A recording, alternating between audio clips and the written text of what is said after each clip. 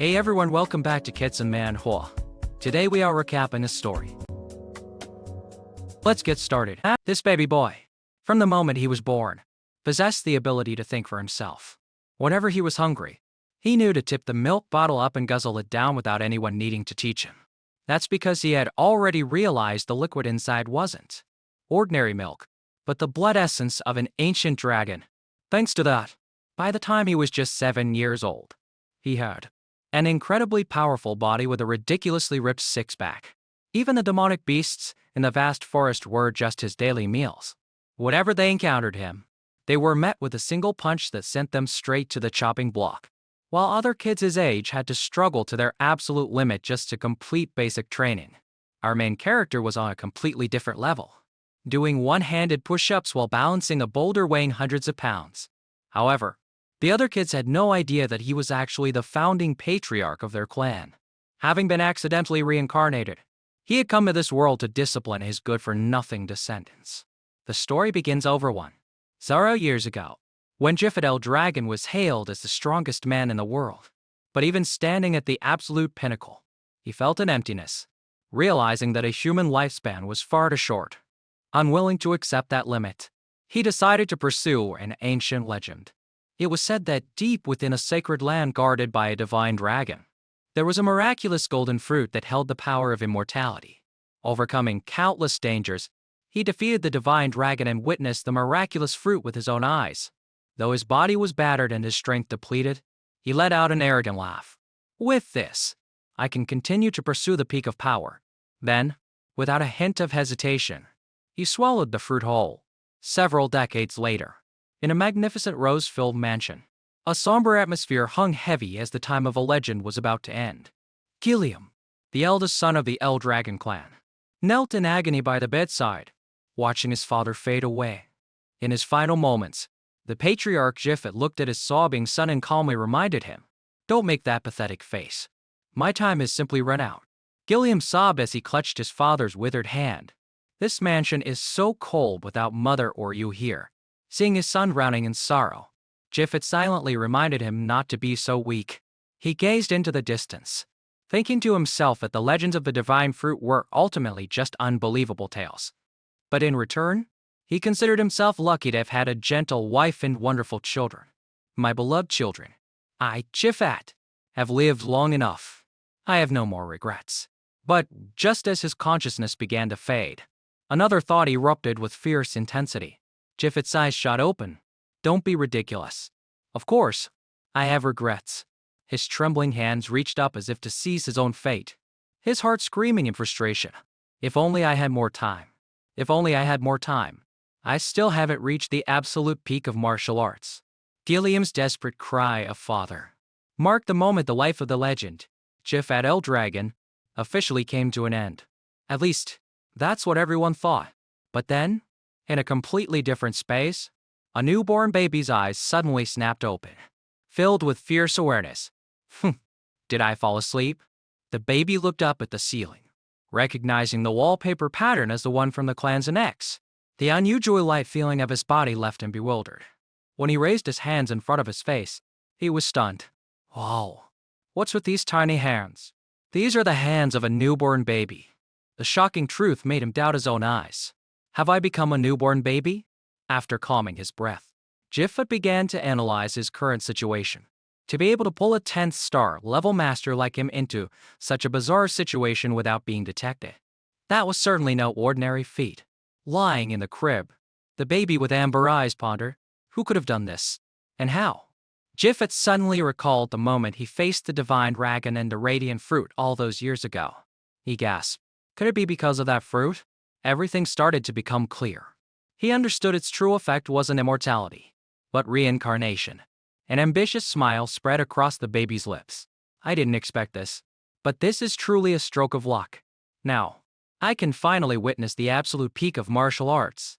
Looking around, Jifet realized he was in the annex building with many other newborn babies.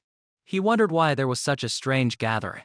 Just then, the door opened, and maids entered with a cart full of bottles containing a strange red liquid. A cold command rang out. "On the count of 3. You all jump out. You hear me?" And immediately, A goblin-like creature was dragged out. To Jifet's astonishment, the maids began forcing the goblin to drink the red liquid from the bottle, causing it to spray all over him. He wondered in shock, why is there a goblin here? What are they planning to do?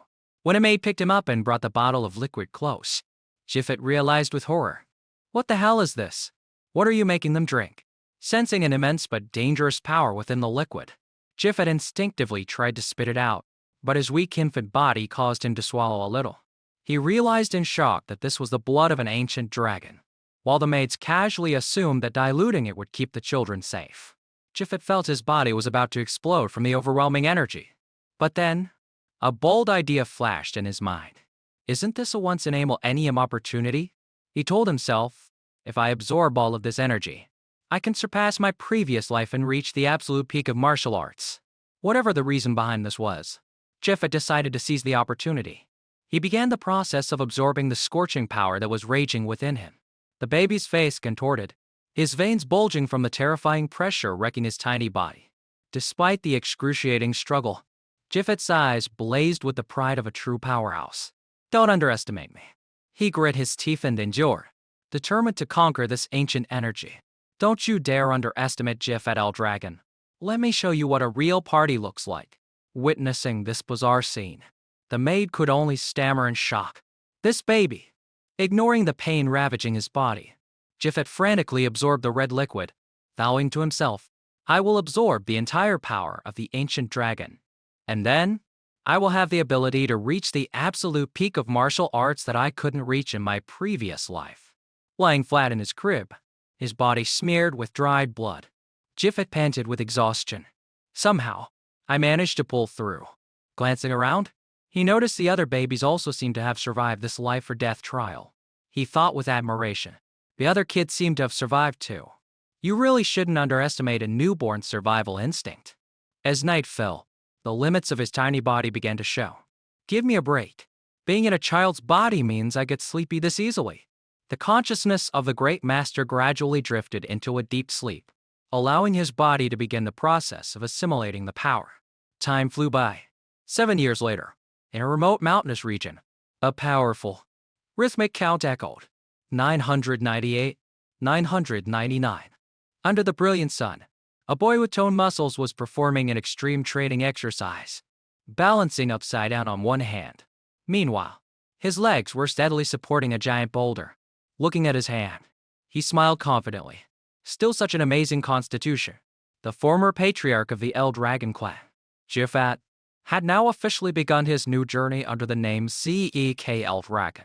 He clenched his fist, affirming, it's all thanks to the dragon's blood. All living creatures possess a source of power, and the ancient dragon blood that Zek and the other children were forced to drink was the key to unlocking that limitless power. The children who consumed it, to varying degrees, all possessed a constitution far beyond that of ordinary people, combined with the power of the divine dragon he had defeated in his past life. Jik was the only child who had completely absorbed the full essence of the ancient dragon. However, he couldn't hide his disappointment as he looked at his hand. But I've still only reached the first star. This is bad. I should have reached at least the 4th star by now. Stars are the source of one's personal power, achieved only when a person is pushed to a certain limit. The human body is seen as a microcosm with stars floating within. The more stars one has, the greater their power. But creating new stars becomes exponentially more difficult. In his previous life, as Jifet El Dragon, he had reached the 10th star, an unprecedented record, and he was the only person in the world to achieve that level. 7 years had passed since he was reincarnated as an illegitimate son of the current El Dragon clan leader. Jik gazed pensively into the distance, his heart heavy as he thought of his deceased mother and the father who had never once shown his face. He began to doubt the man's qualities as a father. But more than anything, he was astonished by how the world had changed after 0 years. While reincarnation was surprising enough, waking up 0 years in the future was an even bigger shock. Before he could even grasp the timeline, Jik realized this world had become a place where survival of the fittest was tested to a brutal degree. The most prominent example was the ritual known as the Dragon's Trial, where newborn babies were forced to drink ancient dragon blood. According to the procedure, Only the children who survived this trial would receive education to become true Eldragon warriors. However, the reality where Eik lived was completely contrary to common sense. He couldn't help but wonder and turn to question the maid standing beside him. For the past 7 years, not a single instructor has come for me. Isn't that strange? Those who pass the trial are supposed to be trained in combat, right? But here, there are only maids. Seeing the maid's shock, Gek just clicked his tongue and let it go, telling himself that physical training was more important right now and he could learn to fight on his own. However, his curiosity about the other children and information about the main clan branch constantly gnawed at him. Gek looked directly at the maid, hoping for an explanation, but she only bowed her head and replied coldly, "I'm afraid I cannot answer that." Gek pressed, "I'm just talking about clan matters. You understand?" But in response to his curiosity, the maid maintained her rigid demeanor. "I'm afraid I cannot answer." Seriously? Is that the only line she knows? Gek's gaze suddenly sharpened, and he growled, "Is that all you can say?" Despite the considerable pressure emanating from the boy, she steadfastly repeated her old answer. Heh. Ek sighed in frustration. "Isn't treating me like this a bit harsh?" The maid bowed her head, explaining that they were only ordered to take care of his daily needs. Gek observed her and realized this maid had reached the 3rd star level, more than enough to teach him basic combat skills. But she was clearly keeping her distance on purpose, not wanting to waste any more words. Gek turned and walked away. "Fine. Whatever. I'm going into the forest." He thought to himself that living together for 7 years with only such minimal interaction was just as strange. Venturing deep into the dense forest, Gek suddenly picked a handful of strange leaves and casually started chewing on them. Immediately, his face contorted from the bitterness. "Ah, what kind of poison is this? It's not sweet at all. Disgusting." Despite the horrible taste, he told himself this was part of his training to increase his body's resistance to poison. Gek tried to calm himself.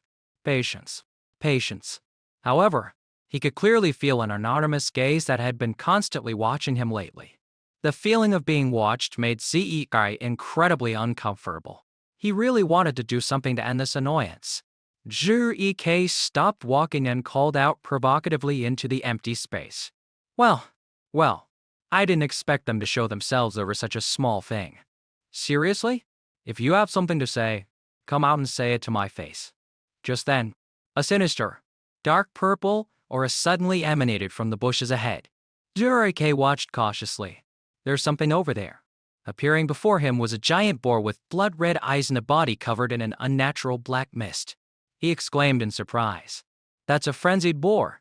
Looking at the black aura swirling around the monster, Gek realized this was something that didn't exist 10 years ago, making him wonder what kind of power it was.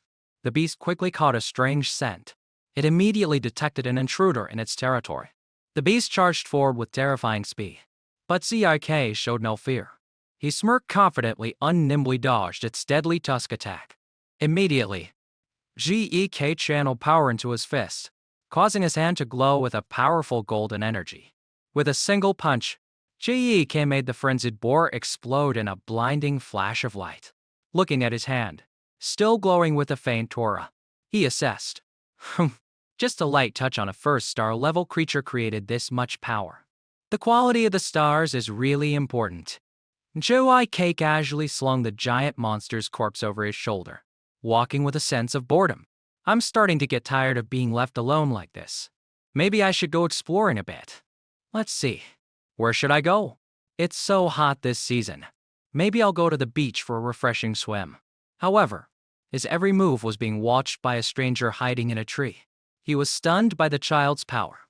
What is happening here? Even without proper training, he used the power of a 1st star to defeat a frenzied boar in a single blow.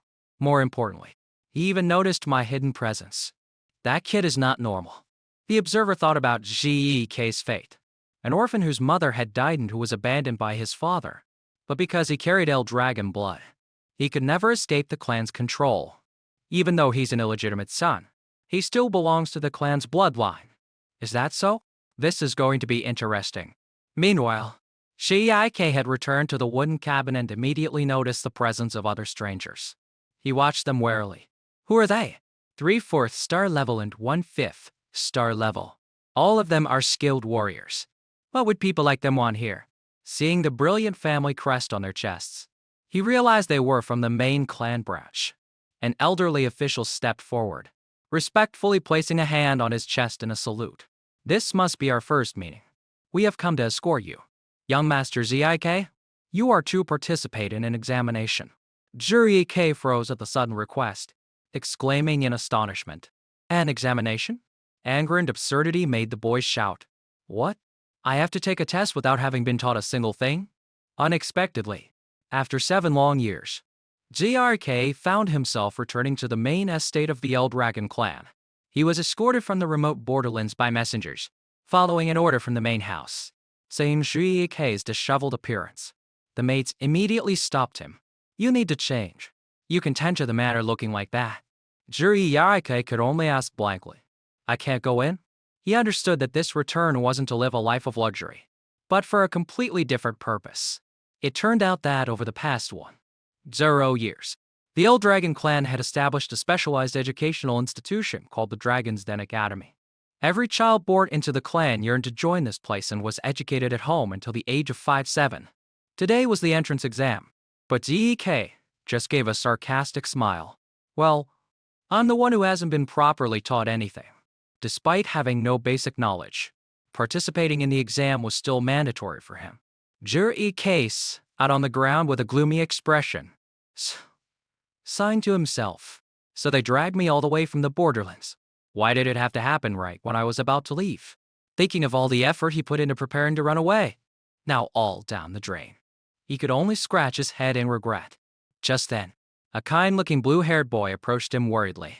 Are you okay? What's wrong? GK looked up at the stranger and asked coldly, Who are you? The boy scratched his head awkwardly and introduced himself as Rai Eng is from Orgo village. GK squinted, sizing him up. This kid, he looks timid, but he's pretty sharp. After Zikai introduced himself, he admitted that he had no idea what they were supposed to do in this exam. Rai Eng was extremely surprised to hear that, stammering in reply that the exam content hadn't changed at all over the years. ZK casually admitted he didn't even know what the test consisted of, which left Rai Eng gawking in disbelief. What? You seriously don't know a single thing about the test? Is he okay? At that moment, someone with an arrogant face approached. It was Ray Tun from Osgale village. He didn't hesitate to hurl insults. Hey, Rai Eng is. You weakling. Why is a weakling like you here? Are you lost? Scram back home before you get hurt. Radon continued to mock Rai Eng, saying his attempt to take the test was a joke. You? No way. You'll never get in. He even brought up Rai Eng as his father to humiliate him. Hey kid, your dad's a fallen dragon, right? What good can the son of a fallen dragon be? Let's see you try. Hearing those words, he clenched his fists but ultimately didn't dare to talk back. In the El Dragon clan, a strict hierarchical system was established by an absolute monarch, clearly dividing ranks from hatchling, to soldier, to wormling, to drake, from captain all the way up to high dragon. And at the very bottom of that society were the fallen dragons, a title for those who couldn't enter or graduate from the dragon's den. Rai Eng bowed his head in glue, but deep down, his will was still simmering. But I want to prove that we are not failures. Juriike looked at his new friend and suddenly spoke up. Why? How can you say that without even trying? Seeing someone meddle in his business. Rai Eng yelled aggressively. Huh? Who the hell are you? Shiike remained calm and retorted. What? Is there a problem? I'm just asking. Why can Rai Eng try? Rai Eng roared with contempt. Obviously. Because he's weak. Seeing Rai Eng's crestfallen face, GEK suddenly unleashed a terrifying pressure. His eyes burned like fire, making his opponent shudder in fear. He declared coldly, Weak? He's much stronger than you people. This statement was like adding fuel to the fire, enraging Rai Tun. He screamed, Are you saying we're weaker than that idiot? Just as the tension reached its peak, a sharp announcement came over the speaker's attention. The entrance exam for the Dragon's Den will begin now. Candidates are required to register in order, then quickly move with their assigned numbers. Rai Tun stormed off in a huff. but not without leaving a bitter threat. I'll remember your face. You bastard. Watching him go. Eek just sighed in exasperation, thinking to himself, why are kids these days so quick to anger? While forgetting that he himself was in the body of a child the same age. When Riang has mentioned the test was mandatory, Jia naively asked if he could withdraw or quit midway, which left his new friend stunned by his unbelievable lack of knowledge. Riang has gave a wry smile and advised Jia to withdraw if he could to avoid getting hurt, because even skilled people like him couldn't turn back once they started. Jia clicked his tongue and urged them both to hurry to the field to make it in time for the ceremony. Why are you dawdling at such a crucial moment? At the testing area, the stern-faced examiner loudly announced the rules. The test is actually very simple. Candidates just need to create a scratch on the giant rock with their bare hands or a provided weapon to pass. However, each person has only 3 attempts to prove their strength, while the other children were still confused and scared. Jek felt completely underwhelmed. He thought to himself that after surviving the horrifying dragon's trial ritual years ago, this mediocre test was utterly boring. The first candidate stepped forward, his face pale and his hands trembling with tension. The boy let out a loud cry and swung his sword at the rock with all his might. But a massive shockwave suddenly recoiled, forcing Riang to clutch his hands in pain. The terrifying backlash shattered the sword and severely injured the boy's hands. Witnessing the tragic scene before them, the others couldn't help but be shocked by the target's hardness. The boy collapsed to the ground, screaming in agony. But the examiner coldly recorded the result and announced the first attempt was a failure, then asked if he wanted to try a second time. After the first candidate collapsed, the examiner coldly ordered the soldiers, consider it a forfeit. Clean it up. So cold-hearted. It seems the cruel ones really live easy lives. As the injured person was dragged away and the next candidate was called, Riang trembled uncontrollably with fear. Meanwhile, Jek was intently observing the rock and wondered. What is that thing? Riang explained it was regeneration ore, a material that could instantly heal any scratch. Even more terrifying, if attacked with pure force, it would reflect the blow with hundreds of times more power. Jek couldn't help but marvel at the harshness. Isn't that a ridiculously unfair material? However, Riang said that if one knew how to circulate their power throughout their body and attack correctly, the rock could still be scratched. Jek quickly understood the key to the test. I see. From what I've heard, learned martial arts skills are less important than learning to control one's power. My man's strong, decisive, and smart. Looking at the struggling line of people ahead, he noticed that very few could pass the test. Even the arrogant boys from earlier were having a hard time. The atmosphere at the testing ground became extremely tense as announcements of failure echoed one after another, accompanied by the agonizing screams of severely injured candidates. Number 51. Failed. Next. Number 202. Failed. Next. When the examiner called out number 315, Jek looked at the card in his hand. It's my turn. Riang worriedly asked if he wanted to give up to stay safe. But Jek resolutely walked towards the rock and replied softly, Don't worry about this little thing. This'll be a piece of cake. Jek stood alone before the giant rock, watched by hundreds of eyes from the stands. The examiner began to prepare his notes. As Jek focused his observation, his eyes suddenly flashed with power. A golden aura, burning like a flame, unexpectedly enveloped his body, exuding the overwhelming presence of a great master. Seeing Jek step up empty-handed, the examiner asked in surprise. Not using a weapon? The young boy replied. I don't think it's necessary. My bare hands are enough. Jek's arrogant declaration caused a stir in the crowd. They thought that even if he was good at controlling his power, he couldn't scratch the rock with his bare hands. Some even maliciously said his fist, or even his whole arm, would be pulverized. Riang sitting below, was sweating profusely. He regretted not trying to stop Jek more forcefully. The examiner nodded. I see. Then, begin. Jek moved closer, carefully observing the strange rock. He thought, this must be a new type of mineral formed in the one. Jaro years had been gone, though there were many unknowns. Jek decided to put those thoughts aside. Oh well, no problem. A burning energy began to gather in his arm.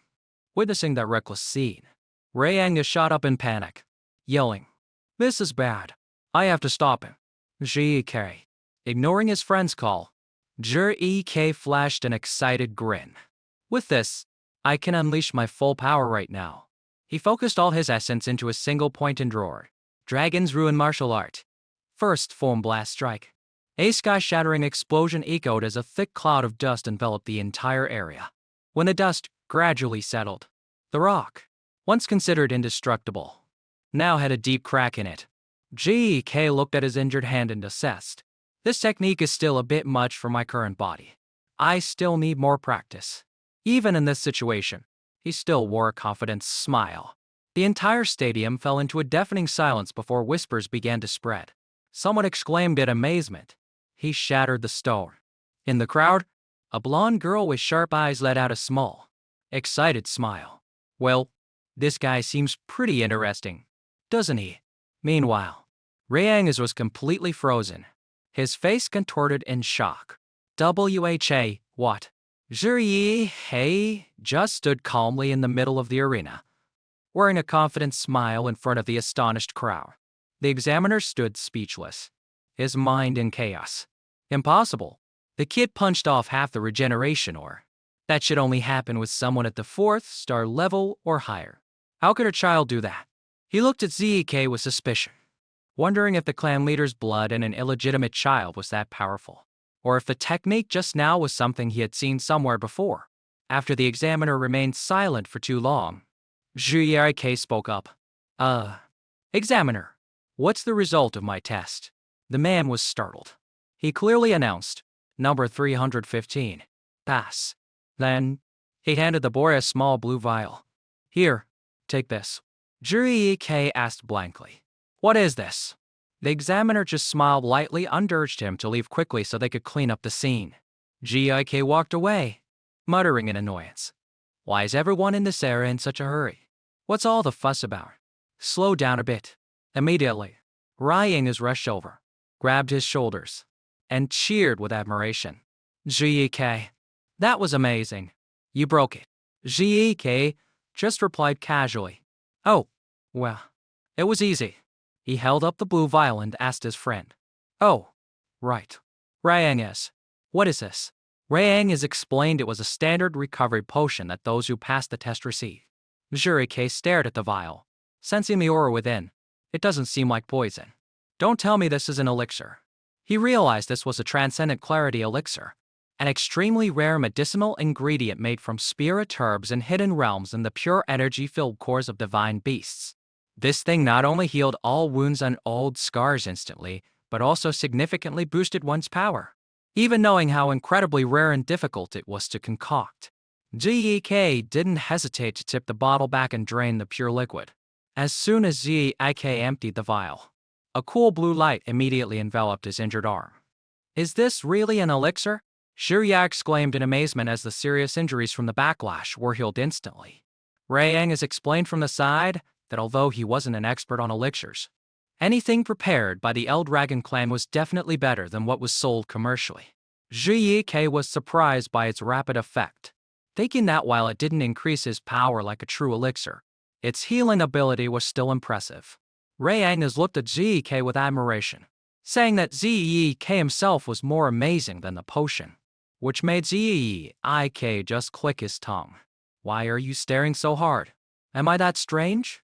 Looking at the vial in his hand, ZEK realized that humanity's wisdom had advanced remarkably after 1,0 years of accumulation. Yang didn't hold back his praise. You're truly incredible. ZEK is super strong. The competition continued with successive announcements of passing candidates numbers 373, 395, and 405. ZEK observed and noted that it was entirely expected for these individuals to pass the test. And then, the atmosphere grew tense as the examiner solemnly called out number 414. Yang stepped out nervously, and ZEK reassured him. Hey, why are you so worried? Man, this stuff is simple. No big deal. Just stay calm and chill. Yang felt his stomach churn. You think everyone can smash a rock with one punch like you? ZEK. He could only tell himself not to set his standards too high to avoid disappointment. Standing before the regeneration door, Reincarnates took a deep breath, drew his sword, and began to focus on circulating his power. Reincarnates shouted and swung his sword hard at the target. However, a strong shockwave sent him flying, causing him to fail his first attempt. Undeterred, Reincarnates got back up, determined to put all his strength into the next try, hoping to make something happen. A pain cry echoed as Reincarnates was once again thrown back, landing hard on the ground. Looking at the rock, still without a single scratch, he exclaimed in shock, "Impossible!" Immediately, the mocking laughter of Rei-un and his cronies rang out cruelly, just as expected. A fallen dragon's son is still a fallen dragon. Just give up. Rei-un approached Zek with an arrogant look, smirking mockingly. What were you saying earlier? Didn't you say that Rei-un lying over there, was stronger than us? Ignoring the ridiculous laughter and the crowd's calls to stop mumbling, the examiner coldly looked at Reincarnates kneeling on the ground and asked, "One more try. Do you want to try again?" While Reincarnates was still stammering, Jek suddenly approached and asked, "Hey, what are you doing? Where's your spear? Why are you holding that sword and trembling like that?" Seriously, this guy. Jek's strange question made Reincarnates ask back in confusion. What? A spear? What do you mean? Like I said, why are you using an unsuitable weapon without any plan? He emphasized that in his current state, no matter how hard Reincarnates tried, he wouldn't be able to make a single scratch on the rock with that sword. Hearing this, Rei-un and his cronies burst out laughing mockingly. Hey, look guys, is this dude stupid or what? His dad probably didn't know how to use a spear. That's why he taught the kid swordsmanship. Changing weapons now won't help at all. Ignoring the buzzing flies, Zek turned to the examiner. Excuse me, examiner, is it against the rules to change weapons during the test? We got the answer that it wasn't a problem. Zek winked at his friend. You heard him. Reincarnates, you're in luck. Zek's gaze suddenly became incredibly intimidating. So, are you just going to leave it like this? As memories of his past training flooded back, he grit his teeth. His will flared up, dispelling his fear. No. I will. Reincarnates decided to bet on Zek's suggestion. He declared clearly, I'll try using a spear. In Reincarnates' mind, the image of his late father appeared, full of emotion. His father couldn't get into the dragon's den, was called a fallen dragon and mocked by everyone, but he still raised him with dignity. Standing before the rock, Reincarnates told himself, the person my father raised is not a failure. Today, right here, I will prove it. He knew that trying again with the sword would yield the same result, so he decided to put his full trust in Zek, though he was still hesitant since he had never used a spear. Zek pointed and commanded. Reincarnates, just thrust straight ahead and don't think about anything. Just do as he says, and you'll be fine. Zek continued to urge him. Just thrust. Straight forward. Normally, using an unfamiliar weapon like this would be unthinkable, but seeing the trust from his newfound friend, Reincarnates made up his mind. I understand. I'll try. Since Zek believes in me, I'll try to believe in myself too. Holding this spear, I've never felt the flow of power within me circulate this much before. Reincarnates let out a determined roar and poured all his strength into a wind-splitting spear thrust. Rei-un's group was still laughing. What a joke. Just changing weapons won't do a thing. But their smiles instantly vanished as Reincarnates felt the spear become an extension of his body, unleashing a terrifying explosion of power that left everyone gasping in shock. What? The examiners couldn't help but be stunned by the unprecedented scene. They exclaimed in disbelief.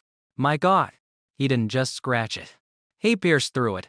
Standing in the middle of the arena, Reincarnates was still too shocked to understand what had just happened until Zek's applause rang out. Amazing! Well done. Reincarnates. The examiner quickly jotted it down in his notebook and then solemnly announced the result. Number 414. Pass.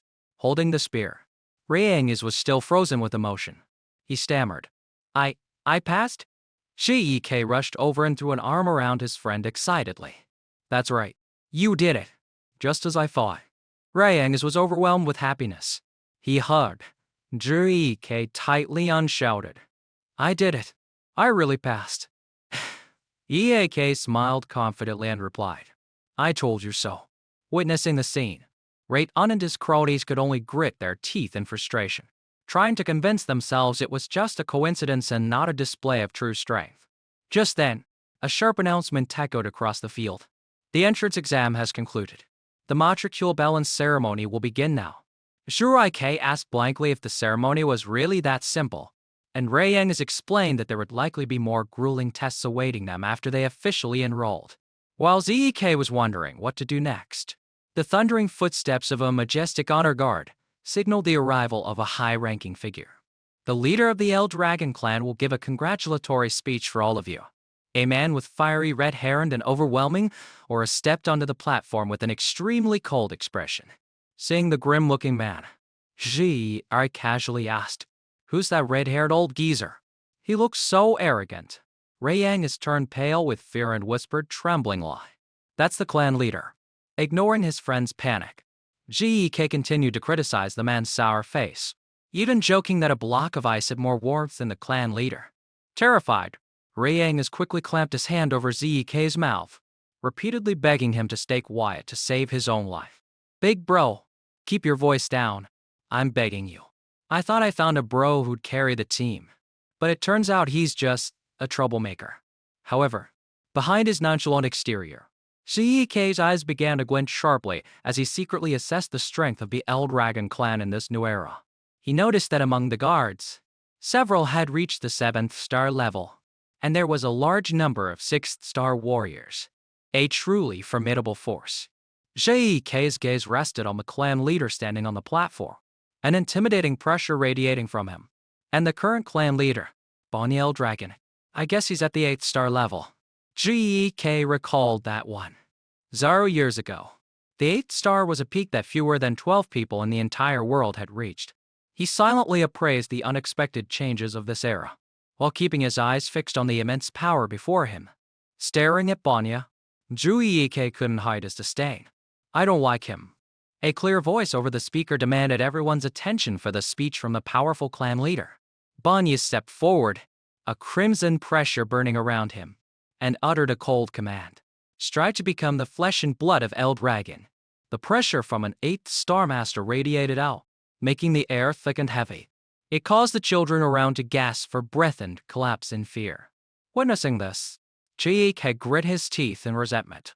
Although he didn't know the reason, he felt an intense hatred for this man. As soon as Bonya left, an official with a cheerful face stepped forward, clapping enthusiastically. Yes, truly precious words of encouragement. He enthusiastically declared that Sir Bonya had very high expectations for the new batch of students.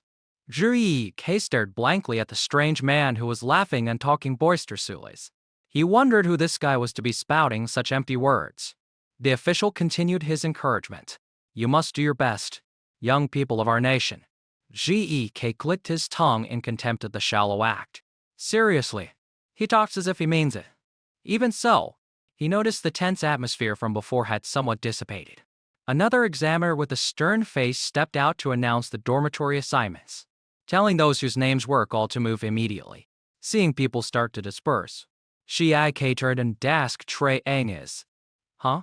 What's going on? Aren't we all going to the same place? Rang has explained that there were actually 4 different Dragon's Den sectors, corresponding to the east, west, south, and north, for training students. Right after, a voice called out, Number 315. Gek realized it was his turn. That's me. Take care. Rayang is. Gek was assigned to the East Dragon's Den. A magnificent and majestic mansion appeared before his eyes. Walking through the vast hallway, Gek observed pensively. After 1,000 years, so many things have changed. Huh, it must be here. Unfamiliar with the layout of the enormous manor, he struggled for a while before finding his room. Sure, Gek breathed a sigh of relief. Here it is. Oh man, I'm late because I got lost. My roommate must be here already. He cheerfully pushed the door open, planning an impressive greeting. Sorry to keep you waiting. Starting today, we're roommates. But the smile on his face froze. Gek stood motionless, staring at the person in the room, and stammered, You're It turned out his roommate was none other than Reincarnates. Looks like we're quite faded. Huh. Reincarnates? Reincarnates also breathed a sigh of relief, replying happily. Oh, what a relief. I was so afraid I'd be all alone. What a coincidence. As night fell, the two sat and rested in their room after a long day. Reincarnates spoke up. That's right. The training session starts tomorrow. GK seemed to be spacing out. His friend asked worriedly, Are you listening? The instructor said so. GK casually gave a thumbs up and declared clearly, I wasn't listening to a thing. GK's confident reply left Reincarnates speechless. Hey, are you joking? That's not something to be proud of. He urged ZEK to go to bed early because tomorrow's training would be very tough. EK looked out the window, contemplating his future plans. He had originally intended to escape this boring house and go on an adventure. But the interesting things that appeared in the exam, like the regeneration or in the elixir, had made him change his mind. To understand what had changed after 0 years, staying with the El Dragon clan for a while longer wouldn't be so bad. A month passed by in a flash since the start of school. At the Dragon's Den training ground, the atmosphere was extremely harsh under the supervision of a stern instructor. He shouted, Listen up. The Dragon's Breath I've taught you is a supreme breathing technique created by the 15th patriarch of the El Dragon clan. Below, the students' worst reigning, drenched in sweat, performing extreme physical training. You must master this technique and use it in all situations. While Reincarnates and the others were groaning in pain under the weight of iron blocks, the instructor silently observed and assessed the class's progress. He noticed that many had mastered the Dragon's Breath, and some were even on the verge of reaching the second star as their energy began to overflow. But then, his gaze landed on ZEK, and he froze completely. What is that kid doing? Before him was an unbelievable sight. GEK was not only lifting the weights, but had also increased the difficulty by adding 3 supersized boulders. What terrified the instructor was that even with that much weight, he could still hold it with ease. The instructor couldn't believe that a child without any formal guidance possessed such monstrous strength. GEK secretly scoffed to himself. To think the Breath of the Dragon King technique I created is now widely known by these guys as Dragon's Breath. He understood the essence of the breathing technique to absorb energy from the air to enhance the body's strength, and its effectiveness was determined by the user's skill. This was also why clans always treated these complete ultimate techniques as top secrets to be guarded closely, although Dragon's Breath was quite safe and easy to learn. For ZK, if the purpose was merely to calm the mind, he didn't need it at all, because he was the one who created the secret art. The Breath of the Dragon King, the only breathing technique that allowed one to control energy without interrupting their breathing, even while moving. However, because it was too difficult, few could inherit it. Later generations deliberately simplified it into Dragon's Breath to raise the overall strength of the clan.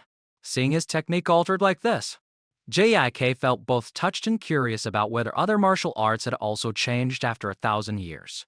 He continued his training, lifting the giant boulder, eagerly anticipating the interesting things to come. In the academy's dining hall, JEK was devouring a mountain of food, to the astonishment of those around him. Seeing Reincarnates sitting listlessly, he asked while chewing, What's up? Why do you look so down? Reincarnates?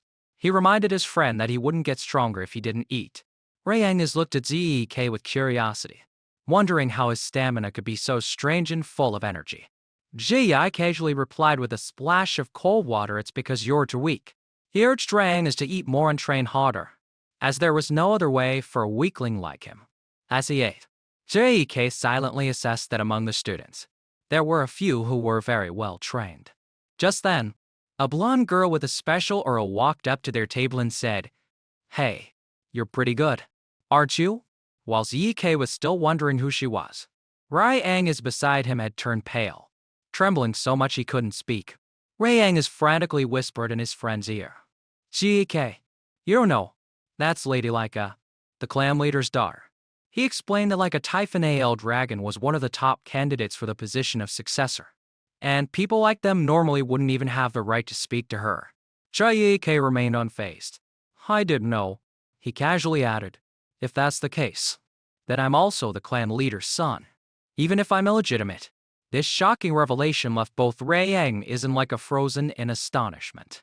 Leica stared intently at Zhiyike, questioning how an unsupported bastard son could perform the extraordinary feat of crushing regeneration all with his bare hands. Zhiyike just calmly cut his steak and replied, "Well, because it's me. Ram is. Stop spacing out." 8. Leica flashed an excited smile, her eyes showing clear admiration. Well, you seem very interesting. So, what do you say? Become my subordinate." Seeing Zhiyike still eating casually, she continued to persuade him. "I'm asking if you want to be under my command. I'll be your backer. An illegitimate son would want an ally. Right?" Leica painted a promising picture, asking Zhiyike to use his strength to help her win the position of clan leader. In return, she would treat him very well. However, Zhiyike just coldly dropped a single phrase, "No, thanks." Now that's a harsh rejection. The firm refusal stunned Leica. Her eyes suddenly turned sharp with suspicion. "Why? Don't tell me you also intend to fight for the position of clan leader."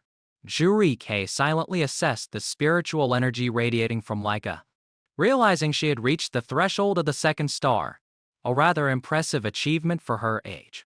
However, he maintained his indifferent expression. "Do what you want. I have no interest in becoming the clan leader or anything. I'm not interested in clan affairs." Zhiyike's nonchalant reply left Leica astonished. Instantly, Shai unleashed a burning golden pressure that enveloped his entire body with an overwhelming aura.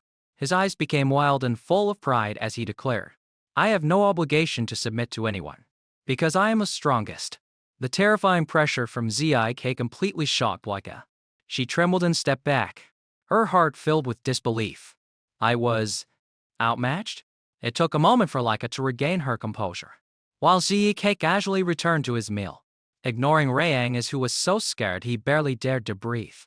Feeling insulted and wanting to save face, Leica shouted angrily, "Then I'll force you to submit. Fight me." Zhiyike just sat there with his mouth full of food, looking blankly at the furious young lady. News of the duel between the newcomer and Lady Leica spread quickly throughout the academy. "Where are you guys going?" "To the training grounds. There's a match between a rookie and Lady Leica." Curious students flocked to the arena, unable to believe that a nobody would dare to challenge the genius of the Typhon clan. At the vast training ground, Leica was already waiting with a fiery aura, while Zhiyike and Rayang had just arrived under the suspicious gazes of the crowd. "Who's that guy?" Facing the upcoming duel, Rayang couldn't help but exclaim worriedly, "Oh man, this is serious. Are you going to be okay?" "Sir, your opponent is Lady Leica."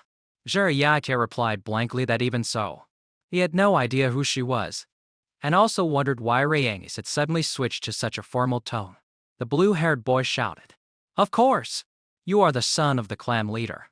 Rayang earnestly pleaded with Zhiyike to reconsider, because Leica was not only the daughter of clan leader Banya, but also carried the bloodline of the Typhon family, one of the 4 great pillars of the El Dragon House.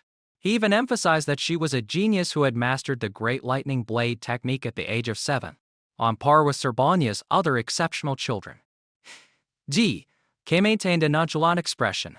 "Sorry, I only understood the part about her being the clan leader's daughter."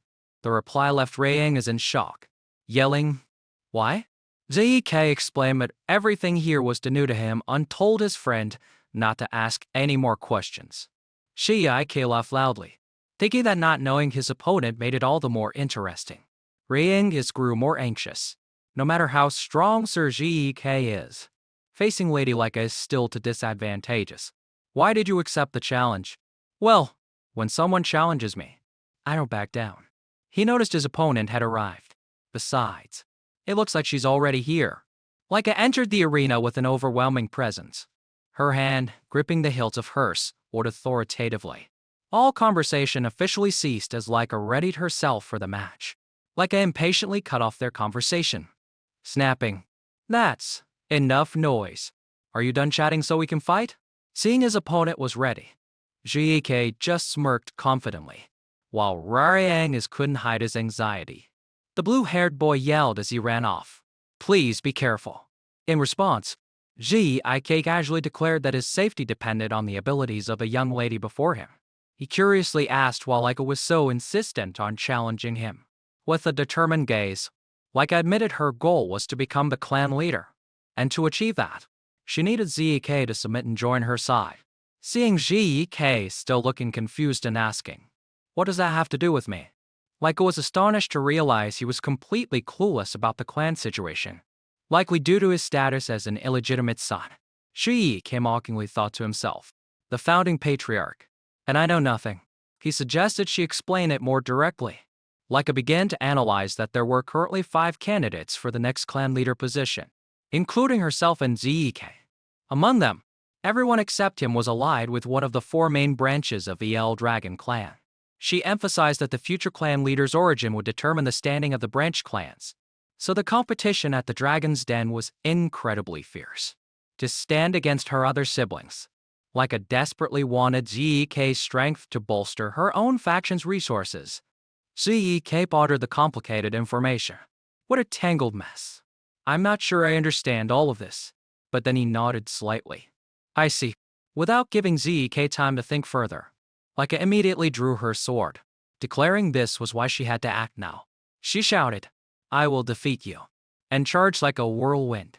A powerful slash came down, creating a terrifying tremor that cracked the ground. Laika swung her massive greatsword, pursuing him relentlessly. She yelled, "Don't even think about running. I won't let you escape my grasp." The onlookers couldn't help but exclaim in amazement. So fast!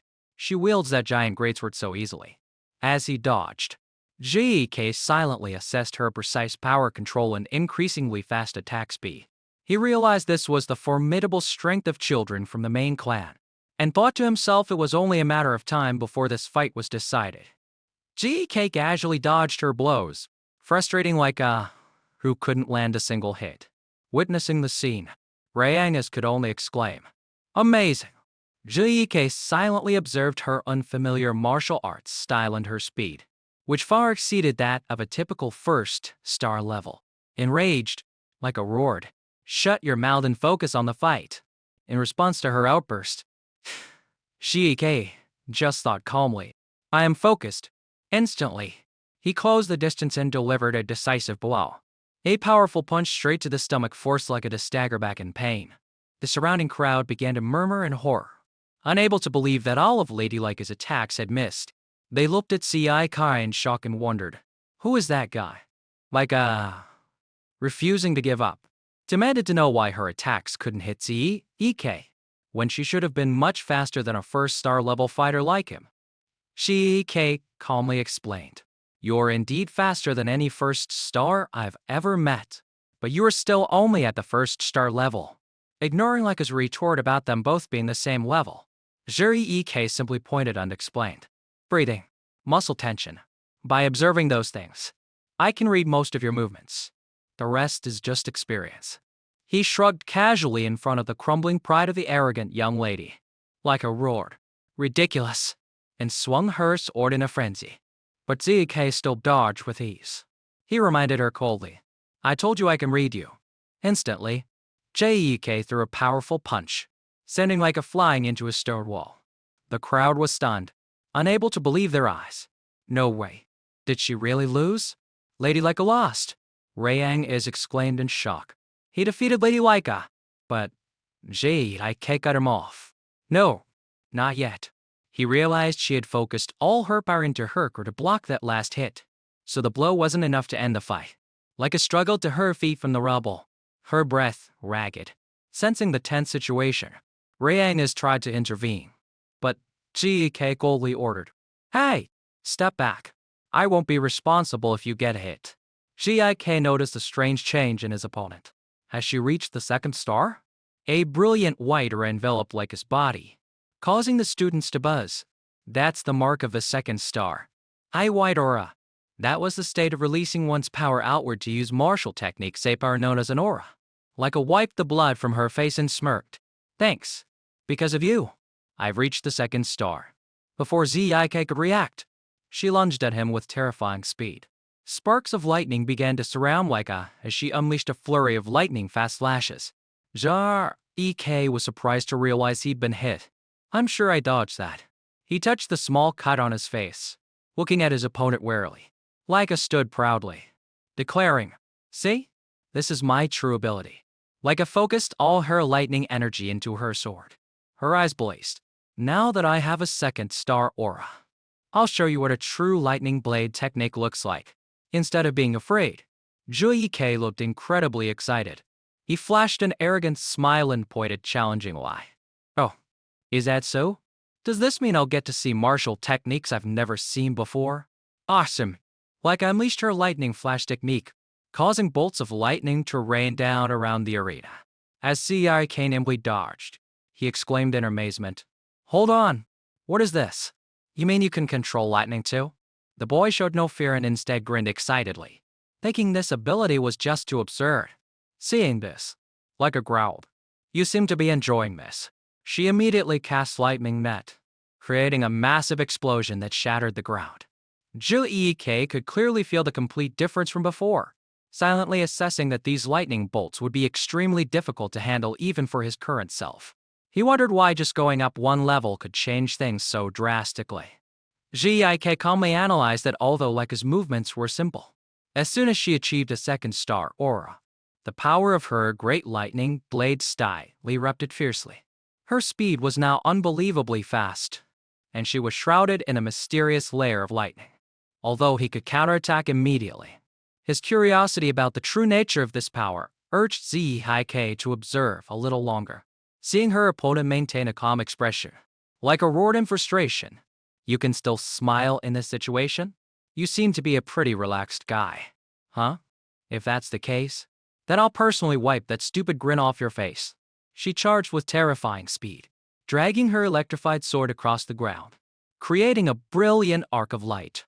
A violent explosion occurred, sending rocks and dust flying everywhere, obscuring the entire arena. Witnessing the terrifying scene, Ryan and the others could only scream in despair. Sir Ziyake. Shiyike stood firm amidst the rubble, but Leica didn't give him a moment to breathe, continuing to unleash her powerful lightning flash technique. Witnessing the scene, Rayang is rushed out in panic to stop her. "Lady Leica, please stop. If this continues, then..." However, Leica coldly observed her opponent standing firm in the distance. She believed that stopping now would be an insult to Zike's will.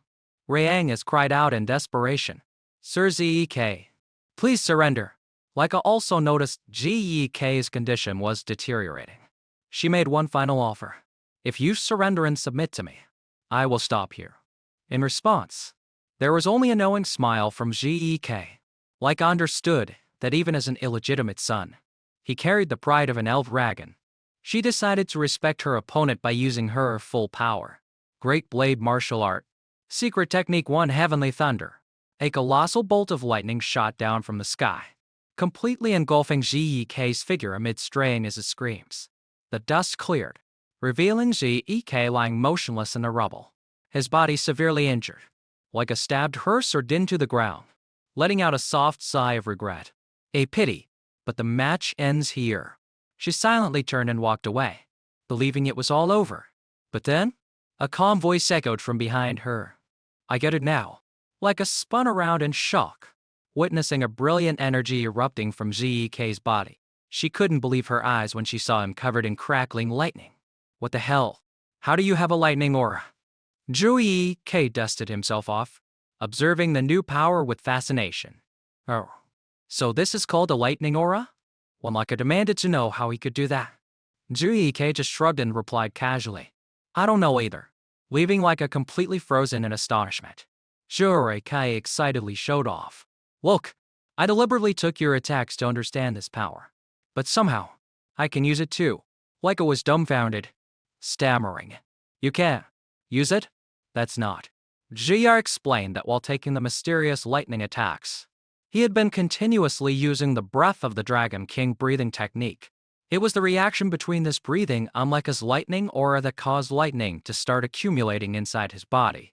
Before he knew it, Shiyike found he could manipulate that lightning. Although he didn't know the exact principle, he began to suspect he had a special constitution.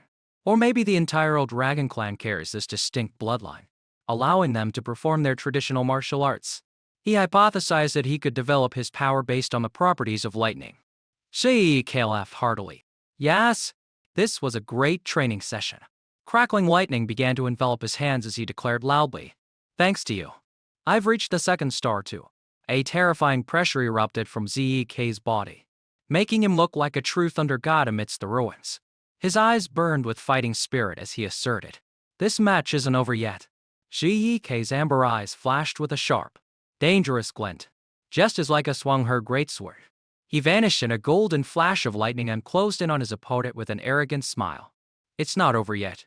I'm still having fun, so we can end now." A terrifying explosion of energy occurred as ZK launched a lightning-fast counterattack, creating a blinding flash of light that shook the entire arena, landing lightly on the ground. ZK looked at his body and marveled at his new speed and power. He realized that as his power increased, it directly affected his nerves and strengthened his entire body. All of ZK's senses were enhanced to an astonishing degree, allowing him to move at speeds far beyond normal limits. He took a deep breath to regulate his breathing. "I need to get used to this a bit." Watching from a distance, Reincarnates was completely overwhelmed by the battle between the two clan leader candidates. The blue-haired boy could only stand and watch in awe, feeling like he couldn't keep up and wondering if what was happening was just a dream. Cheike easily dodged Lady Leica's thunderous slashes, realizing her opponent was no longer attacking effectively. Leica shouted in frustration, "Damn it, who are you laughing at?" Cheike smiled sincerely and replied, "I'm not teasing you. I truly consider you a formidable opponent." He excitedly told himself, "Now then, it's been a while, hasn't it? Maybe I should create a new technique." Leica asked blankly, "A technique?" Ge thought for a moment undecided. "Yes, first form. Or should I call it a secret art?" Witnessing his confidence, Leica was stunned, wondering if Zeke had actually received secret training, since he could create a new technique so simply it was incomprehensible. Taking advantage of Leica's distraction, Zeke charged. "You're distracted." The young lady only had time to realize the situation was bad before Zeke unleashed his decisive blow. Dragon's Ruin, Secret Art Extreme Thunderclaw, officially ending the dramatic battle. Zeke stood tall, a bright smile on his face. That was a really fun fight. Lying on the ground, her body battered, Leica couldn't believe the truth. "Impossible. I lost." It seemed she still hadn't fully accepted it. The pressure of having to become the clan leader and defeat her brothers suddenly flooded Leica's mind. She bitterly realized that she absolutely could not afford to lose. However, Zeke approached with a look of admiration. "Wow, that was amazing. You're really strong." Seeing his opponent still dazed, he sincerely shared that he had learned many interesting things and that this had been a very meaningful time. Zhuark held out his hand with a radiant smile. "It would be boring if this was the only time we sparred. Let's spar again." Faced with Gek's enthusiasm, the proud young lady suddenly blushed, looking at him quietly with a completely changed expression. Zhuark smiled brightly, extending his hand to pull the kneeling young lady up, and eagerly proposed, "Let's spar again. Leica, I'm really looking forward to next time." Looking at Gek's sincerity and overwhelming presence, Leica was shocked to realize the immense gap in their strength. She gently took his hand and bowed her head, admitting defeat with complete respect. "How could I dare to compare myself to you? I lost so miserably." A few hours later, in a dark space within a dimensional rift, clan leader Banya El Dragon was single and action facing a horde of bizarre monsters. With a sharp, authoritative gaze, he unleashed a torrent of overwhelming, crimson dragon pressure, enveloping the entire battlefield and striking fear into the monsters. Instantly, Banya executed the Dragon Aura Annihilation martial art. The first form, named Origin, created a terrifying explosion of power that wiped out all enemies in a single blow. Amidst the desolate aftermath of the battle, a trusted soldier approached and reported respectfully, "Sir Banya, I have something to report."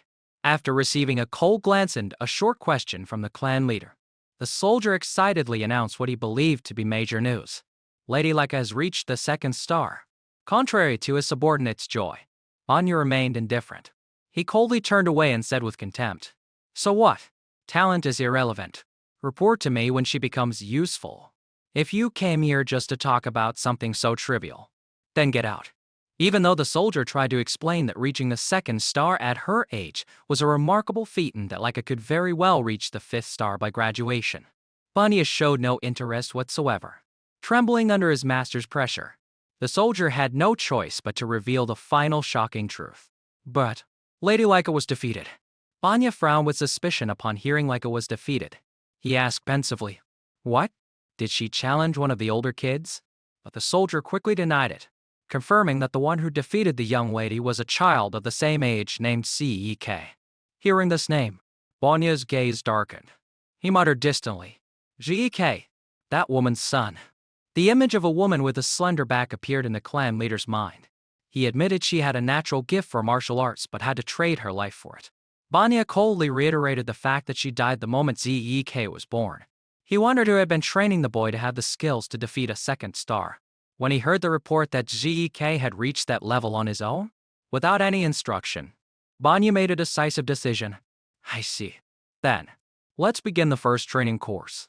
Although his subordinate worried it was too soon, as the children had only been enrolled for a month and most hadn't even reached the first star, Banya held firm to his ruthless philosophy. He asserted that death treats everyone equally, and only the strong have the right to survive. With a stern face, Banya growled, declaring that those who couldn't pass the first trial were completely unworthy of being an El Dragon. He ordered his subordinate to report this matter to Freya, assigning her the task of overseeing the content and the entire process of the trial. Banya wanted Freya to keep a close eye on Gk throughout this journey to see how the boy would perform. Gazing into the distance, the clan leader let out a small, knowing smirk. "His name is Gk. Huh? Sounds pretty interesting." The next day at the training ground, the students' training was in full swing. While Rayang and the other children were enthusiastically practicing the Dragon Seal combat style, a body-strengthening technique created by the 15th clan leader so that even children could master it. Zhuike was performing an extreme physical training exercise. Seeing Zhuike struggling with a pile of rocks, a sweating Rayang is asked, "Sir Zhuike, aren't you going to practice?" Zhuike replied blankly, "What are you talking about? Can't you see I'm training?" Rayang has quickly corrected himself, meaning practicing the Dragon Seal combat style, not just simple physical conditioning. Zhuike casually answered, "I've already learned it." The statement shocked Rayang so much he stammered, "Oh my god, that's amazing. You just learned it and you've already mastered it?" Zhuike nodded in confirmation. "Of course. More importantly, Rayang is. The flow of your power is going in the wrong direction. Turn around." A bright golden energy began to flow from Zhuike's hand into Rayang's body, making the blue-haired boy ask blankly, "Huh? Was I just floating?" Zhuike did his aura. "This is the correct flow." Feeling the distinct change inside his body, Rayang cheered with admiration. "Thank you so much. You've really mastered it." Zhuike feigned anger and growled, "You doubted me? What kind of person are you?" Rayang frantically apologized, confiding that this was the first time someone had ever taught him, so he always felt hopeless. He confessed he used to think the Dragon Seal combat style was too simple and boring for someone strong enough to defeat Lady like Zhuike. But Zhuike immediately dismissed it. "That's not true at all. I'm thoroughly impressed by the stability of the Dragon Seal combat style." Deep down, he remembered his Dragon's Ruin technique, which was so complex that his descendants in his past life couldn't keep up. The Dragon's Ruin combat style, though complex and difficult, used overwhelming power like a true combat art. The system started from the first form to the fourth, and there was also the secret art he had just created in his battle with Leica.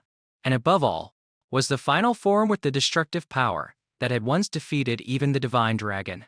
Jiya excitedly told himself, "I'm also very curious about the other dragon techniques. Perhaps those martial arts have also been modified. This is so exciting." He casually told Rayang. "Anyway, since I finished learning the Dragon Seal combat style, I'm just training my body as usual. Everyone learns at their own pace." Suddenly, Rayang bowed his head and shouted with determination, "Please train me. I want you to guide me like you just did." To Zhuike's surprise, his blue-haired friend earnestly begged to become stronger, even if just a little. Zhuike calmly replied, "I don't mind." Seeing Rayang still asking in disbelief, "Really?" Geik confirmed he wasn't lying and said that he fully deserved it. Just then, a voice called out from behind. Hey, in that case, me too. I want to join the training too. It was Lady Laika, her face flushed with embarrassment. Waiting. Huh? Lady Laika too. Laika snapped back. Is there a problem? She frankly admitted that her pride as a candidate for clan leader had been completely shattered by Zek when he overwhelmed her with her own lightning aura. Laika shouted with enthusiasm. I want to become stronger. Strong enough to defeat my brothers. And you. Zek looked pensively at the young lady burning with determination, assessing this new situation. Laika hesitated and asked, I can't. I understand. She looked down and explained that since Zek was also a potential successor, training with a rival was probably not a good idea. Rang is, standing beside her, silently agreed because even as an illegitimate son, Gek still carried the clan leader's blood and was naturally on the list of competitors. However, Juyarke casually replied, I don't mind. But then he narrowed his eyes at Laika's injuries, wondering if her body was really okay, because that last blow should have left her unable to move for a month. Ah, I used to recover a potion, so there's no problem. Juriyake marveled to himself. So the bizarre medicine of this era is still as effective as a divine elixir. Rayang quickly added that this potion was much better than the one given out at the entrance exam, befitting Lady Laika's status. Zek smiled smugly. What a wonderful era. Teased by Zek, Laika snapped, confirming that without the potion, she really would have been immobilized for a month. Then she asked worriedly if Zek would really agree to train her, since he also needed time to train himself. Zek flashed a radiant smile. Oh, of course. I would never refuse a young and ambitious person like you. Hearing this, Rayang broke into a sweat, muttering in confusion. Young person. You're young too, aren't you? We're the same age. Sure, Ek just laughed it off and turned to look Laika straight in the eye, asking to be sure. Are you sure? Laika? I'm the one who defeated you. Remember?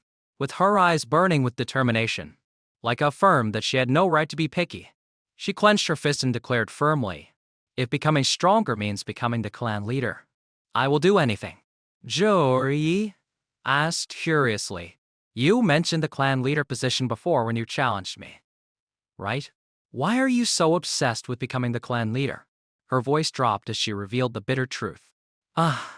That's obvious. If I don't become the clan leader, marriage will be the only future for me. A political marriage. She thought bitterly of the prospect of, if she were lucky, becoming the wife of some unpleasant cousin.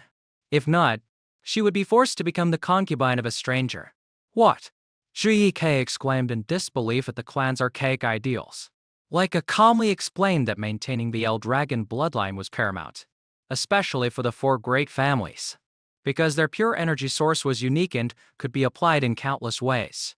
Hearing this, Gek just wanted to run away immediately, feeling sick of the righteousness of these bastards. He roared in anger. What do you people think humans are? You fools, with your absurd traditions. I will destroy them all, just as Gek's will to smash the entire clan was simmering.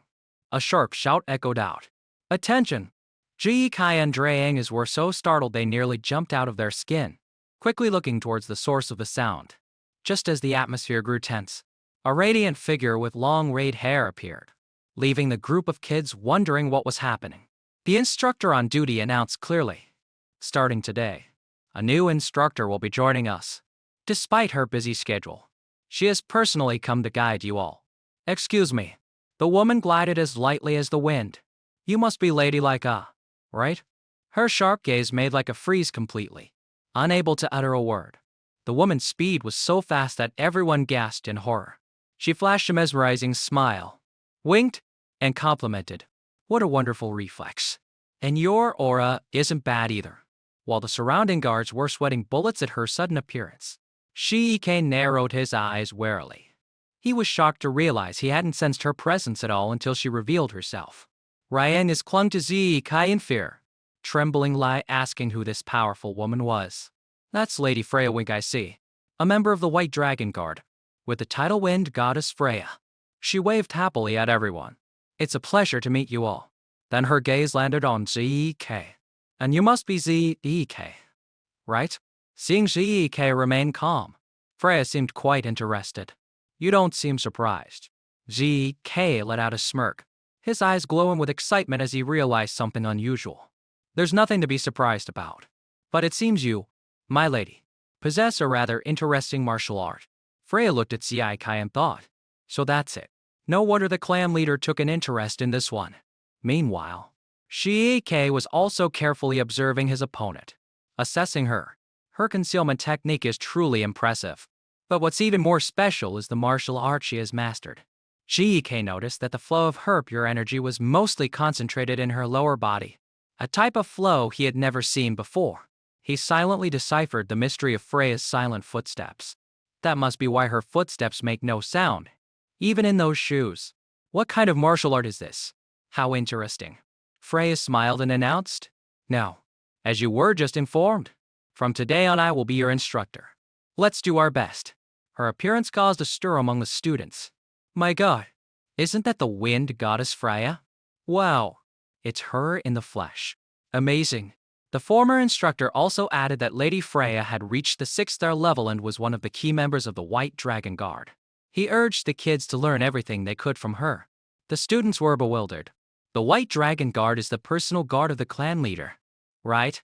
But why would someone of her stature suddenly appear here? Will you really be training us, Lady Freya? Freya cheerfully confirmed. Of course. However, she immediately set a condition. But only if you pass my test. This news sent the kids into a panic. A test? Freya reassured them. Don't worry. It's quite easy. She took out a glowing spirit crystal and announced the challenge. You just need to keep this spirit crystal intact and survive on Poison Dragon Mountain for 1 month. GK thought to himself. Hoicho. That name sounds familiar. It was a land teeming with highly venomous creatures, where even touching a seemingly normal blade of grass could be fatal. A truly deadly place. In his previous life, Zoike had trained there, and the memory of its horror still gave him goosebumps. He worried for these kids. Isn't this a bit too soon for them? Freya coldly continued with the rules. If your spirit crystal breaks or is lost during the challenge, you will be immediately eliminated. A student tremblingly asked about the consequences of failure. Freya smiled knowingly. Of course, you'll be expelled. If you survive. What a deadly answer. Either way, they get expelled. Freya explained that poisoning could be easily dealt with by using dragon's breath correctly to expel the toxins. She reassured the kids that as long as they kept the spirit crystal intact, everything would be fine. However, when a student worriedly asked about the presence of monsters, Freya's face suddenly turned dark and terrifying. She coldly stated they just needed to defeat them. Otherwise, they'd have nothing to eat and would die before the test ended. This direct threat made the kids turn pale, trembling at the harshness that was far beyond their imagination. Seeing the atmosphere was too tense, Freya smiled brightly again, telling them not to worry too much as they still had 5 days to prepare. During that time, each of them would be allowed to choose a weapon and begin practicing the secret martial arts of the Dragon clan. She believed that if they found a way to deal with the monsters, survival would become much easier. However, her eyes once again flashed with a cold glint. Freya warned that if they couldn't master the martial arts in these 5 short days, she would take absolutely no responsibility for whatever happened afterward. In response to a naive student's question about whether she would save them if things went bad, Freya just laughed mockingly. She pointed to her glowing crest and declared sharply, Dragon is a place where the weak are culled, and only the strong have the right to survive. To her, being unable to fight monsters and meeting a tragic end was a natural outcome. Freya coldly added that if they couldn't pass this simple test, they might as well go sleep on a bed of poison and monsters. The pressure from the female instructor silenced the entire group of students, who could only sweat in fear. Witnessing this cruelty, Gek thought pensively, this place is so different from the Dragon I once knew. He suddenly remembered the past when his son, Gilliam, had happily brought his young grandchild to show him off a warm image completely opposite to the coldness of the current clan. Freya clapped her hands, cutting through his thoughts, and announced it was time to distribute the martial arts manuals for each weapon type. The kids began to buzz with excitement, choosing their weapons, while Rayang stood frozen, unsure of which one to pick. Seeing his friends struggling, Jai approached and advised Rayang to choose the spear. as it was the weapon he had used successfully in the entrance exam. Listen to me and you'll come out on top. Meanwhile, Leica was still hesitating about choosing the Great Lightning Blade style, even though she was only at a basic level. Seeing her indecision, Gik interrupted. Hey, wait, Leica, I think you should choose the blade style. Faced with the young lady's questioning gaze, he calmly explained that it would perfectly compensate for what she was currently lacking. Seeing the logic in Zek's words, Leica immediately agreed and chose that manual. Freya stood on high, looking down at the kids who had received their materials, and gave a cold warning. For the next 5 days, train as if your lives depend on it. Otherwise, death is your only path. Her smile suddenly turned dreary as she announced another shocking piece of news. The seniors from the class 10 years ago will also participate in this challenge, with the sole mission of stealing the spirit crystals from you rookies. The upperclassmen were all true warriors with eyes burning with killing intent. Freya waved goodbye, not forgetting to remind them that although Poison Dragon Mountain was vast, they would surely be hunted relentlessly, so they should do their best. Reincarnates was so scared he clutched his head and screamed when he learned he had to face not only monsters but also upperclassmen who were all at least 2nd star level. Even Leica was worried, because if they were ambushed by multiple people at once, the chances of survival were almost zero for most of them. In contrast to his friends, Panic, I calmly read his book and uttered a single, concise word. Seeing them both staring at him, he slowly suggested, well, if you find it hard to manage alone, then just form a small group of 2 or 3. Gik analyzed that cooperating to hunt monsters wasn't forbidden, and the more people, the better the efficiency. Seeing his advice was logical, like Andre Yang is nodded in agreement, but then they wondered what Gik planned to do. With a radiant face and a confident smile, he declared, me? You even have to ask. Of course, I'm going to enjoy this challenge all by myself. The answer left his 2 friends frozen in shock at his recklessness.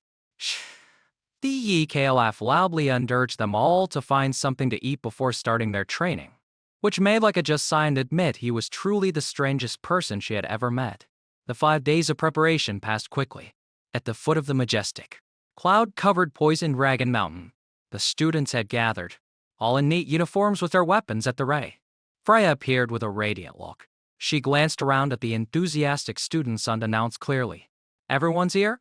Let's begin. Although Zik had suggested forming a team, Reincarnates was still worried about going with Lady Leica. He hesitated, wondering if a commoner like him, who hadn't even achieved a single star, would be okay standing next to orthodox nobles.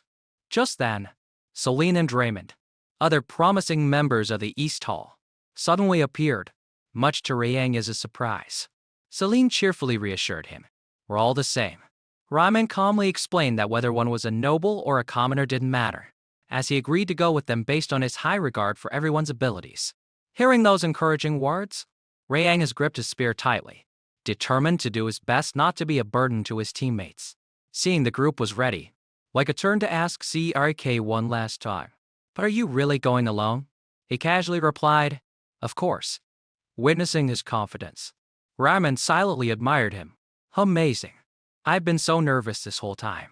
So this is what it feels like to have royal blood. Leica immediately snapped, telling him not to lump her in with a weirdo like Cek, because she herself was trembling with anxiety. Zuri asked blankly, you're scared? What's there to worry about? He casually reasoned that with the best students like Leica all gathered here, there was nothing to be afraid of. Seeing Gik seemed overconfident, Reincarnates sighed. Actually, there are many reasons for people to be worried. Sir Zik, Gik retorted. Even you think they're really that capable? Leica firmly asserted. Of course. From the perspective of a great master, Gik assessed that Leica had been very wise to gather the most promising students in the class. He noted that their defensive and offensive capabilities were both excellent, so this test would surely be a breeze. Reincarnates could only click his tongue. Right. Sir Zik is always this confident. Just then, Freya appeared with a radiant smile. She asked loudly, all right everyone, are you all here? Seeing the students had already formed groups, she nodded in approval. This isn't a bad choice for those who haven't truly mastered their weapons. Freya held up a glowing blue spirit crystal and announced, The test officially begins now. She emphasized that their mission was to survive for a month on Poison Dragon Mountain while keeping this crystal intact. As long as the crystal was still in their hands at the end, they would pass. However, a brutal rule was introduced: all the spirit crystals were identical. So, if a student lost theirs, they could simply go and steal another one. And it didn't stop there. As soon as the kids found a hiding spot on the mountain, the upperclassmen would begin their hunt to seize the spirit crystals from them. From a distance, the seniors smirked with contempt, thinking that dealing with these rookies who hadn't even reached the first star would be a piece of cake. Amidst the tense atmosphere, J.E.K. remained pensive, silently observing everything around him. Freya shouted, "Now then?" The rules have been explained. The test begins. Immediately, the students scrambled away like arrows, their footsteps thundering across the field, before disappearing into the deep forest. Leica looked back and shouted, "You better survive." J.K. just silently watched her retreating figure and replied softly, "Yeah, you guys too." Freya found it strange and reminded him, "Be careful." "Shouldn't you be going to?" When Freya asked if he was worried about something, he just calmly turned and walked away, leaving a defiant reply, "I have nothing to worry about. Now, if you'll excuse me." Supervisor. Watching the boys back gradually disappear, Freya muttered to herself, "What a strange kid." As night fell, the flames from the supervisor's campfires flickered in the quiet space. A guard approached Freya, expressing concern that this test seemed early for the new students. He worried about the kids' lack of real combat experience and wondered how many of them would be able to pass this challenge. Freya calmly reassured her subordinate not to worry, because although Poison Dragon Mountain had countless animals, the number and quality of monsters here weren't truly a concern. She pointed out that most of them ranged from the first to second star, levels that the students could basically handle on their own. The soldier bowed and accepted the order, while Freya continued to gaze towards the dark mountain where the harsh survival trial had just begun. Freya's gaze suddenly turned deep and pensive. She schemed to herself, "However, I'll still release that thing at the end." When the guard next to her asked her to repeat because he didn't hear clearly, Freya immediately regained her cheerful demeanor and waved her hand. "It's nothing." Right after, she gave a loud command to the upperclassmen who were brimming with killing intent. "All right, it's time. You all move out too." Watching the hunters' backs disappear into the mist, Freya smiled with anticipation, wondering how many poor children would survive this trial. The upperclassmen quickly moved through the dense forest with extreme excitement. "Hey, you there!" One of them yelled upon spotting Zek's figure, strolling alone with a backpack on his shoulders. He silently mocked the boy's naivety. "Found one already. After all this time, he's still just wandering around a place like this. That guy's an idiot." He signaled his comrades to attack immediately. An arrow shot through the air, heading straight for Zek from the dense bushes. However, Zek suddenly spun around and caught the arrow with his bare hand just before it could hit him. He shouted excitedly, "I've been waiting for you." This insane act and unbelievable strength left the seniors stunned. "Oh my god, what nonsense is that guy spouting?" One of them realized the terrifying truth in shock. No. He blocked the arrow with his bare hand, ignoring his opponent's astonishment. Zek leapt down from his position. His amber eyes glowed with defiance. He flashed a brilliant smile and declared loudly, "Now, let the game begin." On Poison Dragon Mountain, the battle for survival was unfolding fiercely as a giant frog monster suddenly lunged out to attack. Celine screamed and swung her sword in a fierce counterattack. But just as she defeated her target, another danger lurked right behind her. Ramen spotted it in time and shouted a warning. "Celine, behind you." He quickly rushed forward, using his sturdy shield to block the monster's attack. Finally, Riang delivered a precise spear thrust, finishing off the monster. Ramen breathed a sigh of relief and asked his teammates, "All right, is everyone okay?" Looking over at Leica, the group was shocked to see she had single-handed action cleared out the surrounding monsters long ago. Celine silently admired her. Just as the rumors say, while the team was in chaos, Lady Leica took down countless monsters on her own.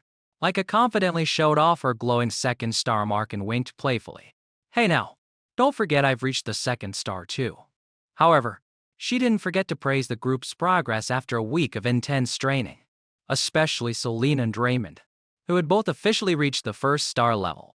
Faced with the lady's modesty, they both thanked her in unison, saying that without her help and guidance, they wouldn't have progressed so quickly. Seeing his friends had all made new progress, Reincarnates couldn't help but feel down that he was still stuck in the same place. Seeing this, Raymond and Celine approached to comfort him, telling him not to be impatient, as he had actually gotten much stronger. Leica also chimed in with encouragement, saying that defeating a monster on his own was a very impressive achievement.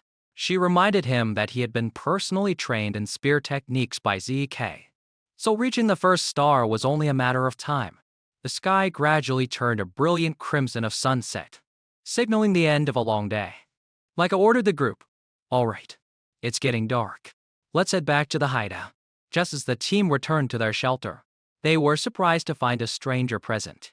Leica's gaze turned sharp as she growled at the figure in the shadows. "You, what are you doing in our base?" A dry footstep echoed, breaking the quiet of the night and startling the group. From the darkness, an upperclassman with a smug smile stepped out. Finally noticed. "Huh? Leica?" Reincarnates and Raymond were shocked to realize the stranger was an upperclassman. "You're from the 10th year class, aren't you? You're here to steal our spirit crystals." The guy casually admitted it, boasting that he was a second star master and couldn't believe he found Lady Leica's base so easily. Leica growled with determination. "So, why don't you go back? You can't take us down on your own." However, the senior just smirked sinister lie, his eyes flashing with a cold glint. "Who said I came alone?" Instantly, 3 other upperclassmen, all at the second star level, suddenly appeared, surrounding Leica's group. The leader laughed mockingly. "Even if you are Lady Leica, carrying 3 deadweights must be pretty tough, huh? So, surrender now." He drew his sword from its sheath and launched a lightning-fast attack. The battle erupted fiercely. Leica swung hers sword to block the leader's slash. She shouted instructions to her teammates. "Hold them off until I get back." While Leica was tied down, Raymond had to use his shield to fend off heavy blows. Meanwhile, Celine and Reincarnates were also struggling under the suffocating pressure of the hunters. The senior shouted as he attacked relentlessly. "Come on, hand over the spirit crystal." Seeing his teammates gradually losing ground, Reincarnates was in utter panic, not knowing what to do to escape this dire situation. Facing the suffocating pressure of the 4 hunters, the memory of a conversation with ZK suddenly flooded Reincarnates' mind, when he had worriedly asked how to defeat a stronger opponent while he hadn't even achieved a single star. Zhi casually thrown a bucket of cold water on him give up. The blunt answer left Reincarnates exclaiming in shock. "What? What did you just say?" "I'm completely floored." Zhi calmly explained that it was obvious, because someone with no stars trying to fight a 3rd or 4th star level opponent was completely impossible. However, he also reassured him that if the opponent was only at the 1st or 2nd star level, it was still manageable. Noticing his friend's anxiety about the upcoming test on Poison Dragon Mountain, where monsters and upperclassmen were mostly at the 2nd star level, Zhuyi stated with certainty, "In that case, there's still a way. Nothing new." The only method Zi caught was to exploit openings. He asserted that even someone with no star rank like Reincarnates could turn the tables if he found a weakness in a 2nd star opponent. When Reincarnates asked in confusion how to find an opening, Ik coldly offered a brutal strategy: take the hits, endure, and keep taking hits until you see an opening. To Reincarnates' shock, Ik growled, reminding him that a weaker person has no other choice when facing someone stronger. GEK emphasized that it wasn't a matter of whether Reincarnates could endure, but that he must endure. Otherwise, defeating the enemy would be a pipe dream. He used an opponent like Leica, a girl with electric powers, as an example to assert that with his current strength, Reincarnates could definitely withstand a 2nd star opponent. Seeing his friend was still too self-conscious, GK advised him to believe in himself if he wanted to get stronger. He gave one last, sharp piece of advice: don't overthink it. You don't need to think about finding openings or different power levels. Seeing Reincarnates still looking dazed, he continued, just patiently wait for the opponent to reveal an opening and thrust your spear right into it. GIK pointed and declared, "That's it. That is the ultimate secret to defeating the stronger enemy." Back in the present, the senior roared in frustration, "Damn it. This kid is as stubborn as an ox. He relentlessly unleashed powerful slashes while Rayang grit his teeth and endure. He told himself, right, I'm weaker than this person right now, so I have to endure and wait, no matter what, until an opening appears. Losing his patience, the upperclassman shouted, damn it, and leapt into the air for a powerful overhead strike. Just then, Rayang's eyes lit up as he realized his chance had come. There it is. He poured all his strength into a precise spear thrust, striking hard into the opponent's stomach, catching him completely off guard. In the darkness, Rayang stood tall with a glowing first star mark on his chest, marking his own spectacular breakthrough. On the other side of the battlefield, Leica had also just finished her fight. She commented, looks like things are done over there. Her opponent roared in despair. This can't be happening. I'm also a second star. But why is there such a huge difference in power? He was completely overwhelmed by the terrifying power of Leica's greatsword. She silently understood that because she had learned the sword skills, she had to put more effort into her greatsword. And it was all thanks to Zek's earlier suggestion. Targeting us was your bad luck. Leica growled as she unleashed her decisive lightning blow. The senior could only cry out no, in despair before being completely engulfed by the lightning. An explosion of brilliant energy signaled the end of the battle. Leaving the attacker collapsed and unconscious, Leica quickly sheathed her sword and turned back to ask her teammates worriedly, is everyone okay? Seeing everyone was safe and sound, she smiled with relief and declared, we won. The group erupted in joy, their cheers echoing through the forest as they had just overcome a life or death trial. Leica excitedly congratulated Rayang on his spectacular breakthrough to the second star level. The blue-haired boy was so moved his face turned red, and he shyly thanks Aline and Draymond for always believing in him and fighting by his side. Looking at the sword in her hand, Leica was secretly pleased that everyone had now achieved a star and could stand firm against opponents of the same rank. However, amidst the joy of victory, she couldn't help but wonder about one person. I wonder how Zeei is doing. While Leica's group was temporarily safe, in another area of Poison Dragon Mountain, a real nightmare was unfolding. An upperclassman was running for his life, his face contorted with absolute terror. He ran and cried in despair, stay away, don't come here. Tears and sweat streamed down his face as he realized he was being pursued by something far beyond his comprehension. Damn it, what the hell is that thing? In the dark night mist, a horrifying scene appeared with numerous students lying motionless on the ground. Standing tall in the center of a burning, deep blue spiritual aura was a lone figure, exuding a terrifying pressure that made anyone who saw it exclaim in fear. What is that monster? The upperclassmen were frantically fleeing in utter panic, their faces distorted with fear as they screamed in despair. Standing tall amidst the burning, deep blue spiritual aura, Kek flashed a demonic smile, watching the backs of those who were rambling and calling him a monster. Huh? Why is no one playing with me anymore? That makes me sad. The great master's arrogant laughter echoed through the dark night, sending shivers down the spine of anyone who heard it. The pride of the hunters had now completely crumbled as they realized the harsh truth. That guy is insane. Why is a junior hunting seniors? Are we supposed to be the hunters? Amidst the chaos, an unlucky senior tripped and fell, his leg caught in a tangle of roots. He gasped in shock and then froze when he saw Zek slowly approaching, his eyes glowing red with killing intent. Zek reached out his hand and declared coldly, this is pointless. I'm tired of this boring game of chase. Get up. Come and fight me for some fun. His amber eyes flashed with a sharp glint, causing his opponent to let out a terrified scream before passing out from fear. Zek sighed in disappointment, looking at the pile of defeated soldiers around him. He muttered to himself, oh, come on. Seriously? Why are you all so cowardly and gutless? Weren't you all fighting so eagerly at the beginning? Looking at the backs of those fleeing, he shouted, don't leave me alone. However, Zek paused. His gaze shifted towards a dark bush with a knowing look. Right, or maybe you all should watch more closely. Just standing and watching like that. I guess there's no problem with how I'm doing things. Right? He smiled with amusement and then vanished into the night. Well then, I'll just keep playing. Just then, a small noise from behind made the hidden person gasp in shock. What?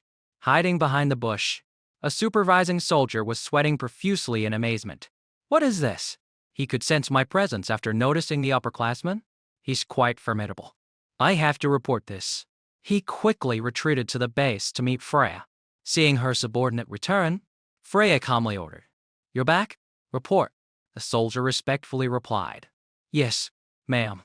1 week after the test began, about 30% of the 7-year-old students have been eliminated. However, the remaining students are gradually adapting. I believe this number won't decrease much from its current state. Freya pensively studied the map and then asked, "Is that so? And what about the upperclassmen?" The soldier hesitated, his face showing clear confusion. "The upperclassmen.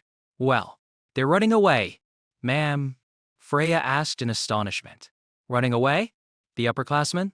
There are no monsters on Poison Dragon Mountain that would make them flee." The trembling soldier revealed the shocking truth. "It's K.E.K. He is actively attacking the upperclassmen. At first, the upperclassmen tried to resist, but now they are all fleeing in disarray." The faces of the supervising soldiers all showed shock at this reverse situation. Who the hell is that ZEK kid anyway? He even started to enjoy sending each of the upperclassmen packing. What a strange turn of events. One soldier silently assessed, even if he is the son of the clan leader, Zhe is still an anomaly that defies our rules. He has far surpassed the concept of a typical genius. In fact, he's more like a real monster, Freya observed pensively. I also find him very strange. He deliberately chose to act alone and leisurely appeared so suddenly. Could it be that from the very beginning? He wasn't the prey, but the hunter. Suddenly, a dull thud accompanied by the sound of clanking chains echoed, making the soldiers jump in alarm. "That sound is..." Freya cheered excitedly. "Oh my, has it arrived? I've been waiting." A burly man carrying a giant, heavily chained iron cage on his shoulder approached and asked, "Lady Freya, where should I put it?" Freya casually ordered him to just put it down there.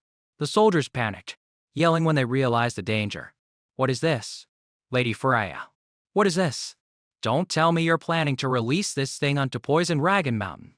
They were terrified because the creature inside was at the 3rd star level, something the children currently couldn't handle.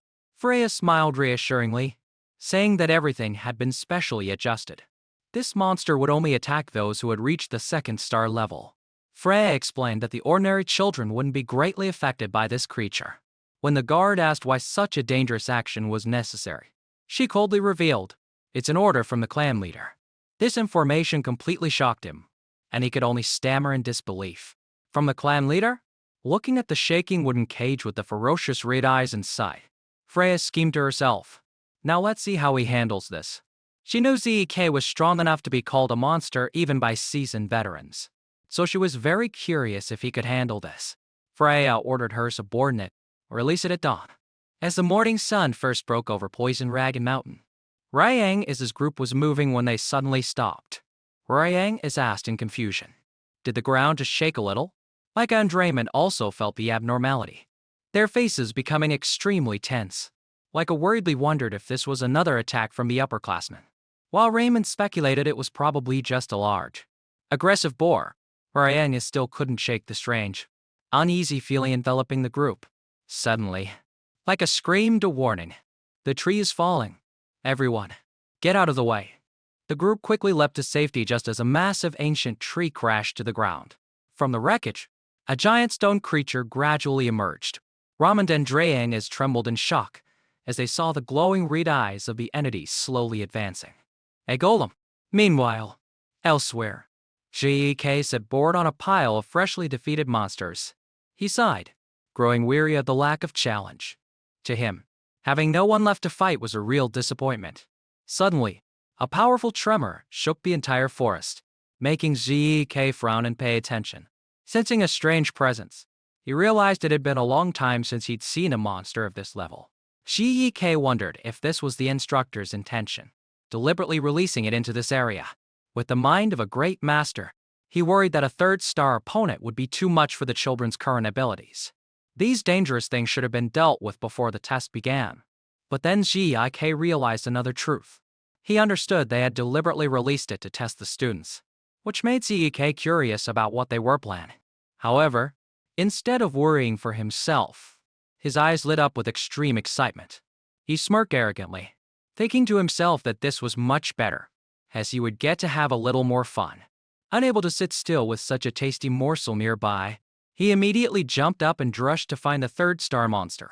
As he ran, Shi Yi lamented that it would have been more fun if it had appeared closer to him instead of so far away.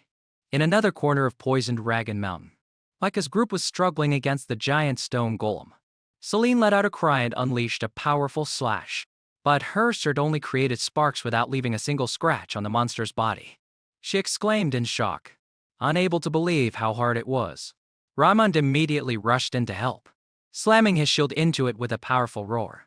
However, the golem remained unmoved, making Raymond admit in astonishment that even his full-powered strike did nothing to it.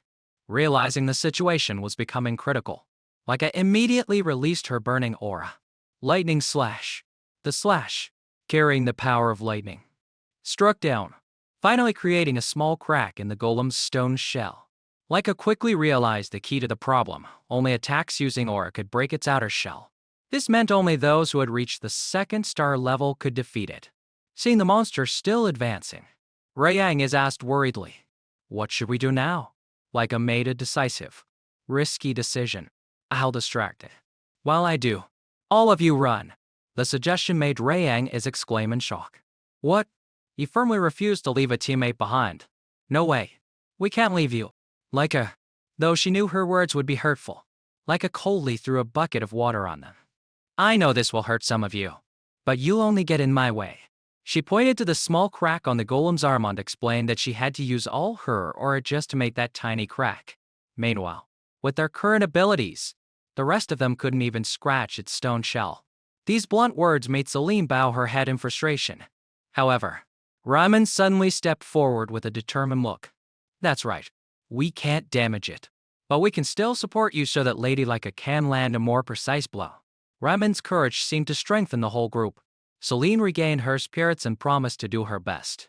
Yang is excitedly added, "That's right. If we all fight together under your lead, maybe we'll actually have a chance." Faced with her teammates' unity, Manga smiled faintly. "Everyone, all right.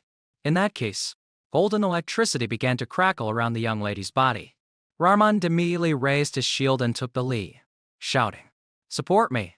Manga also gathered her momentum and jumped, announcing loudly, "Here I come." Their coordination was pretty smooth. The battle exploded fiercely as Raymond bravely used his shield to block the golem's 1,000-pound punch. Despite the immense pressure making his body tremble and cough up blood, Raymond stood his ground firmly. Taking the opportunity, Celine and Yang simultaneously attacked from below to distract the monster. High above, Manga had closed in on the target with her sword glowing with lightning. She poured all her strength into the final blow and shouted, "Lightning's Soul Greatsword Technique Heavenly Thunder." A giant pillar of light carrying the earth-shattering power of lightning struck down, creating a blinding explosion that shook the entire land. As the dust settled, Manga stood there, panting heavily. She had to use her sword to support her exhausted body. Seeing this, Yang is rushed over worriedly. "Are you okay?" She replied softly that the last blow had used up all her energy, then turned to ask if Raymond was injured. Just as Raymond replied that he was fine and Manga was about to order the group to retreat, a giant shadow suddenly loomed behind them. The golem's glowing red eyes were full of menace, freezing everyone in terror. Yang was sent flying as the golem suddenly reached out and grabbed Manga in its giant stone hand. Squeezed tightly, Manga grit her teeth in pain. She bitterly realized she had been too careless, not expecting it to still be able to move after that fatal blow. Witnessing their teammate in danger, Celine and Drummond could only scream in despair. Yang struggled to his feet, gripped his spear, and charged towards the monster, yelling, "Let her go." But the golem just silently swung its fist, a 1,000-pound blow aimed at crushing the blue-haired boy instantly. But, in that moment of danger, help arrived just in time. A large tree was violently thrown into the golem, causing it to crash to the ground and kicking up a cloud of dust. Yang is immediately rushed to her side. "Are you all right?" Manga was still in shock. She replied weakly, but couldn't help but wonder who had saved them. While the group was still dazed, a casual voice echoed from behind. "Geez. Seriously. What's all this noise? It's giving me a headache." Recognizing the familiar voice, Yang and Manga shouted in unison, "G-E-K." The black-haired boy appeared with a radiant smile, casually running over and waving to his teammates as if nothing had happened. Oh, what do we have here? Returning to a few minutes earlier, when Zek saw the bright golden lightning in the sky, he immediately recognized it as Lycus and knew her group had encountered the target first. As Zek dashed like a whirlwind, he lamented about his peak days when such a long distance would have been nothing to him, as the images of his promising friends like Reincarnates, Raman, and Celine appeared in his mind. Zek couldn't help but worry. Against a third-star opponent, how long can they last? To get there in time, Zek decided. All right, I'll try that new technique I learned the other day. He stopped in front of an ancient tree. He dug his small hands into the trunk and, with terrifying strength, uprooted it. With a loud roar, Zek hurled the tree trunk like a giant spear towards the monster. Witnessing the power of the attack, he thought smugly, this is pretty good. Zek silently praised himself for taking the time to study the basic giant dragon martial arts and dragon nurturing art manuals he received before the test. Though they were just basic energy circulation guides, they were perfectly suited for his current physique. Zek smiled. Zek smiled, remembering his past life 1,000 years ago when he was already a master of long-range attacks. Pushing aside the nostalgic memories, Zek continued to rush towards his teammates. I need to do something now. His sudden appearance left Reincarnates like a screaming in shock. It's Zek. Seeing everyone's surprise, Zek casually waved. Hello? Are you guys all okay? While Reincarnates was panicking and pointing at the golem danger, Zek just went toe with interest, hearing the name of the giant stone creature for the first time. Zek observed the golem and realized it had an aura but no life force. A truly strange entity. A surprise attack came down, making his teammates shout in worry. Zek, be careful. He casually blocked the golem's punch with one hand, thinking to himself that its shell was quite hard. If I don't use an aura-infused attack, I won't be able to break it. But defeating it the normal way would be too boring. From a distance, Reincarnates could only watch worriedly, marveling at Zek's recklessness. Leica wondered why on earth he found this life-or-death situation boring. The golem relentlessly threw 1,000-pound punches, but Zek nimbly dodged with terrifying speed. He shouted an order to the group. It's dangerous, so you guys should back off. Hearing the order, the kids quickly retreated to give Zek the stage. He channeled power into his fist and charged straight at the target. Zek thought, if the outer shell is this hard, let's see if the inside is just as sturdy. He declared excitedly, let's test it out, and immediately executed Dragon Annihilation. First form. Right after, Zek followed up with the second form, called Explosion, creating a massive blast from within the golem's body. Instead of attacking the shell, he had pumped it full of energy to make it explode completely, standing amidst the rubble. Zek asked smugly, how about that? A success, right? He smiled with satisfaction, feeling that this era was starting to get more interesting. After the test ended, Freya was furious as she confronted Zek. She roared in anger. The upperclassmen's test was clearly to attack the underclassmen to steal their crystals. But you attacked them instead. No one has ever done that before. Because of Zek's insane actions, not a single upperclassman managed to collect a crystal, and they all had to retake the test. Wow, he really stirred up a storm this time. Faced with the scolding, Zek just clicked his tongue innocently, claiming he hadn't broken any rules. Freya sighed in exasperation, telling Zek he needed to change his casual tone when standing before the clan leader. When he naively asked why, she coldly warned, because you'll be eliminated, even if you are just a child.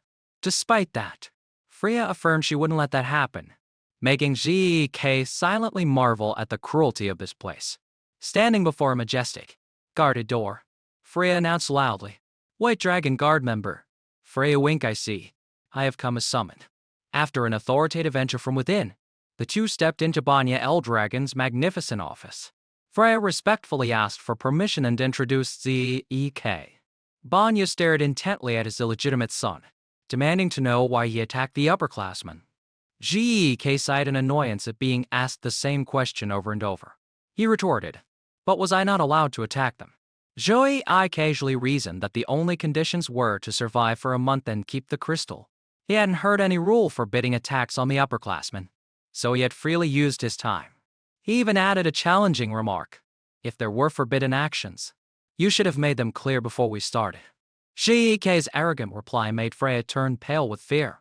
Instantly, a sinister, crimson dragon pressure erupted from Banya, creating a terrifying pressure that enveloped the room.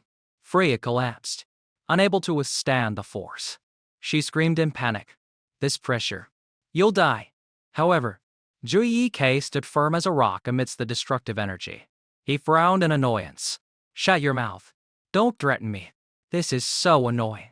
Juike looked straight into the clan leader's eyes and challenged him clearly. So, did you call me here just to ask about these trivial matters? Faced with the child's unbelievable resilience, Banya narrowed his eyes sternly. He asked slowly, how exactly did you do it? Do what? According to the report, you not only defeated the upperclassmen but also a golem. He noticed the abnormality of a child standing before him with such strange calmness. He pressed further. How does an illegitimate child like you possess such power? Gee, Kay let out a smirk, his amber eyes glowing with confidence as he replied. Is there a reason for my strength? It's simple, isn't it? There's no other reason than my own natural-born talent. Banya's gaze darkened. He admitted, your attitude is as arrogant as the rumors say, but I will reward you for defeating the goal. The clan leader offered two valuable choices, a treasure from the dragon's hoard or access to the second floor of the dragon archives. Freya, standing beside them, was shocked by the incredibly generous reward. It was known that the dragon archives and dragon's hoard were places that stored the rare treasures and secret manuals of generations of leaders for over 1,000 years. Since the time of the founding patriarch Jifat, these were strictly guarded secret troves, storing everything from legendary weapons and elixirs to magical artifacts and even forbidden books.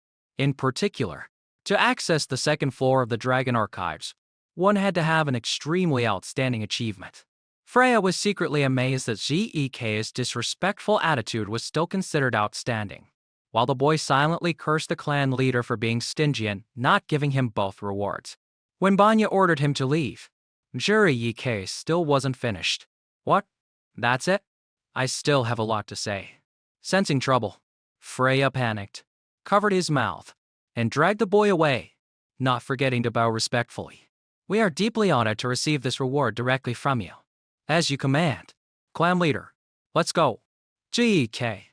But just as they reached the door, Zeke suddenly stopped and uttered a provocative statement aimed directly at Banya. I'll just say one more thing. As long as you keep suppressing your emotions like that, no matter how hard you try, you will never get stronger. The words hit nerve, causing Banya's dragon pressure to flare up in silent rage.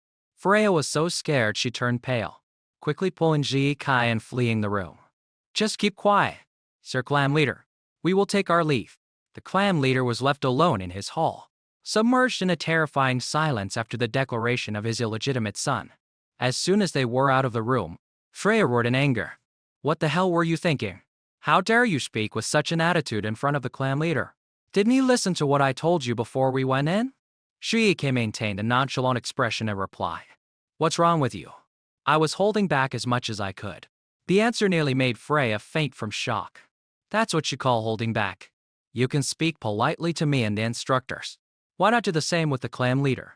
Jiike calmly explained that since Banya was his biological father, there was nothing to be afraid of. Freya stared at the boy, her heart in turmoil. Truly, with that ability and attitude, you are not a normal child. Who are you? Really? Faced with Freya's question, Jiike just smirked slightly. Why are you getting so worked up? I'm just me. Why ask so many questions?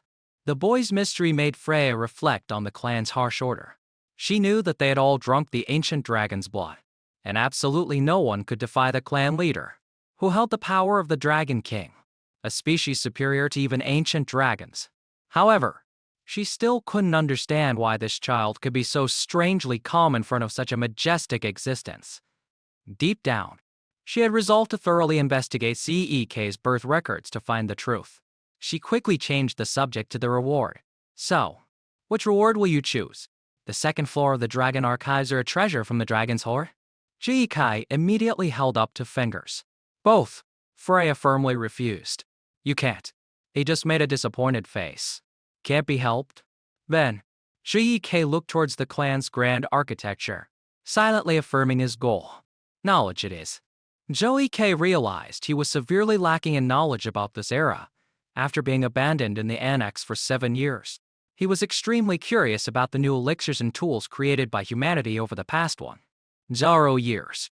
Walking beside him, Rayang was ecstatic, unable to believe he had the chance to step into the prestigious Dragon Archives.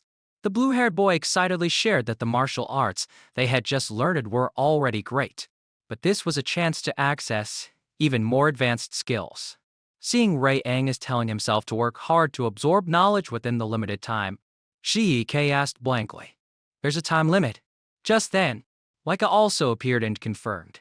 "That's right, we're only allowed on the first floor, but the basic rules are probably the same." Leica quickly explained the rules of the Dragon Archives. Each person could only borrow 1 book, but could read as many as they liked within the time limit. So, time management was crucial. Zhi K silently noted. "Got it." Leica suddenly turned and asked with a suspicious look, "By the way, I heard you chose the Dragon Archives over the Dragon's Hoard as your reward?" She thought that with Zik's personality, he should have chosen a practical treasure from the Hoard. Zik calmly replied, "I thought about that too, but knowledge seems more important to me right now." No matter what, for him, knowledge was still a top priority. Leica pointed to the towering structure, reminding him that the second floor contained extremely rare martial arts books with a huge difference in level compared to the first floor. Leica confidently asserted that nothing could be better than her own lightning soul greatsword dart. But Zek seemed to be too busy observing the building to pay attention. "Hey, Zek, are you even listening?" Her call was completely ignored by him. As soon as they reached the entrance, a stern supervisor announced the rules clearly. "The time you can spend in this building is 5 hours. Please use it quietly and adhere strictly to the time." Zek wondered if 5 hours was long or short, while Rayang softly replied that it was probably quite a long time. The group began to discuss their strategy first. They had to decide which book to borrow, then take advantage of the remaining time to read others. Zek nodded in confirmation. "Got it." Rayang excitedly talked about talented people who could read through multiple books at once. But Zek's only goal right now was to find a martial art that truly suited him within that short period. Upon stepping inside, they were all overwhelmed by the grandeur of the Dragon Archives. Looking at the towering bookshelves and vast space, Zek silently assessed that this place was much more impressive than he had imagined. A book lover's dream. I could probably just sleep in here. Standing before the massive repository of El Dragon clan's knowledge after 0 years, Zek flashed an excited smile. He thought to himself, "All right, let's see if there's any knowledge that truly interests me." The great master strode confidently between the towering rows of bookshelves, beginning his journey to find the power that could return him to the pinnacle. "What the hell is this?" Joey exclaimed in horror as he flipped through the first few pages of a book in the Dragon Archives. He couldn't believe his eyes at the shocking concepts of rifts, chaos, and especially the existence of magic. Over the past 1,000 years, the world had changed so much that there was a vast amount of important information he knew nothing about. Lying on the floor amidst towering stacks of books, Zek pondered the terrifying span of 0 years. It turned out that about 900 years ago, a spatial rift called a fissure had suddenly appeared, connecting this world to a chaotic place called the Chaos Realm. Monsters poured out from it, forcing humans to cultivate a special energy within themselves to fight for survival. The El Dragon clan had fought alongside powerful warriors from that other world, from which the 4 great branches Typhonay, Fafnir, Levi, and Bahamut were formed, and they still exist today. Zek remembered the black aura around the Born-Leika's lightning aura, realizing it all originated from that chaos realm, though he blamed himself for his ignorance. What intrigued Zek the most now was magic, a completely new technology brought from the other world. He frantically searched around, but couldn't find any book that taught how to use it, making him roar in frustration because they weren't placed right next to the history books as they should be. In the midst of his frustration, A voice echoed throughout the building, demanding silence. Gek was startled to realize this voice had no aura. It was simply sound transmitted in a strange way. He suspected this was a type of sound transmission magic that didn't require external energy. Suddenly, a golden light flared up, pulling numerous glowing books to float and spin around Zhu Yikei's body. He could only exclaim in terror, "What is this?" as he was pulled into the mysterious energy vortex in the middle of the library, witnessing the golden energy threads controlling the floating books. Shiikei's eyes lit up with excitement. "Oh, using energy like strings to move objects? This seems like a very interesting technique." While he was engrossed in observation, a majestic voice reminded him, "Please maintain silence." Without any fear, Zhu Yikei immediately shouted back, "How can I be quiet in front of something so interesting? Show yourself now, unteach me directly." Instantly, those energy threads wrapped tightly around the boy's body. "It's closing time," the mysterious voice finished. Zhu Yikei was thrown out of the dragon archives like an arrow. He tumbled through the air and landed clumsily. "Ouch! Couldn't you be a little gentler?" Seeing the tower's gate slam shut before him, Zhu Yikei shouted in frustration. "Another thing I don't know. That thing. Show it to me properly." Seeing his disheveled state, Yang isn't like a rushed over in panic. "Sir Yikei, what happened? What did you do to get thrown out so forcefully?" Yikei just laughed sheepishly. "I just got a little too excited. How about you guys? Did you find anything you liked?" Yang excitedly showed off the book in his hand. "Yes, I borrowed a martial arts book called Cloudwater Spear Style, and I think I learned a simple footwork technique from it." Following his friend, Celine also happily introduced hers. "I also learned a footwork technique from this. I borrowed the Windflower Sword Style book." Even Raymond couldn't hide his smugness. "I learned the Eldragon Guardian Sword Style from this.